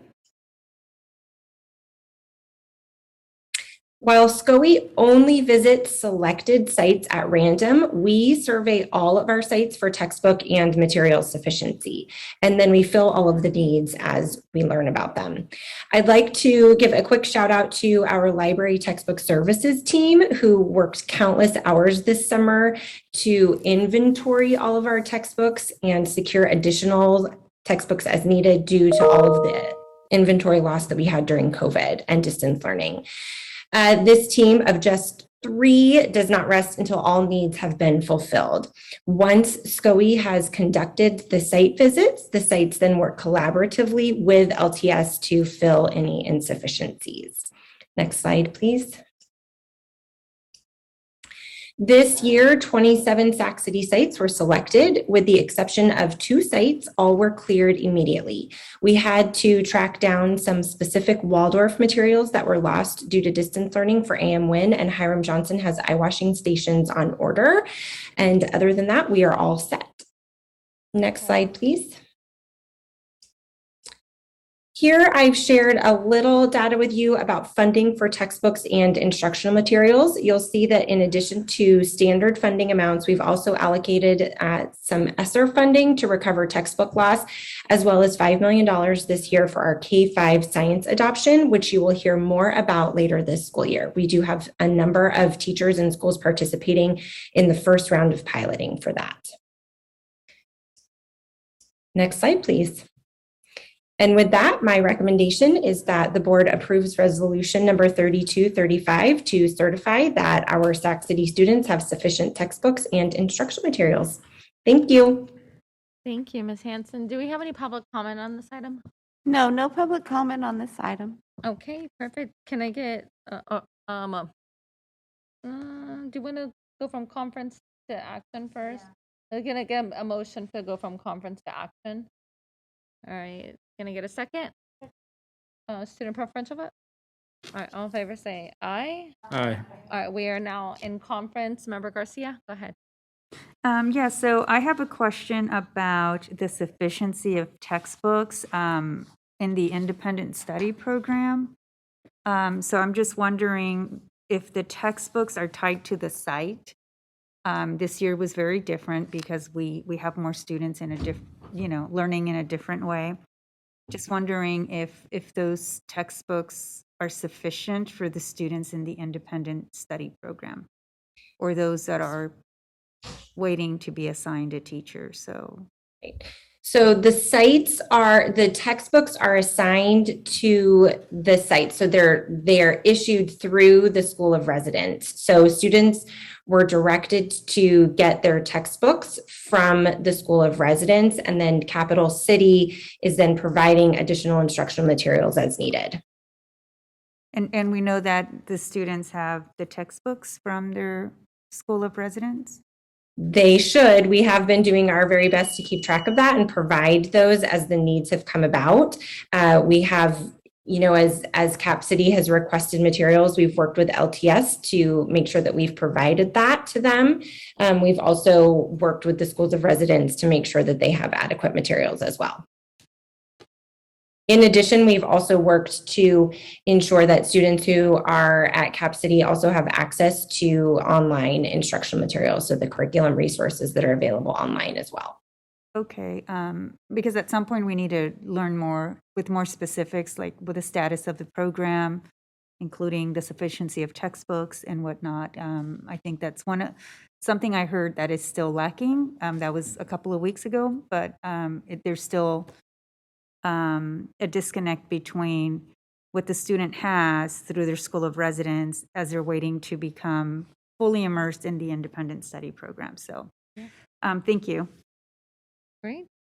All right. Seeing no other comments, can I now get a motion for action for approval of resolution number 3235? All right. Can I get a second? Second. Student preferential vote?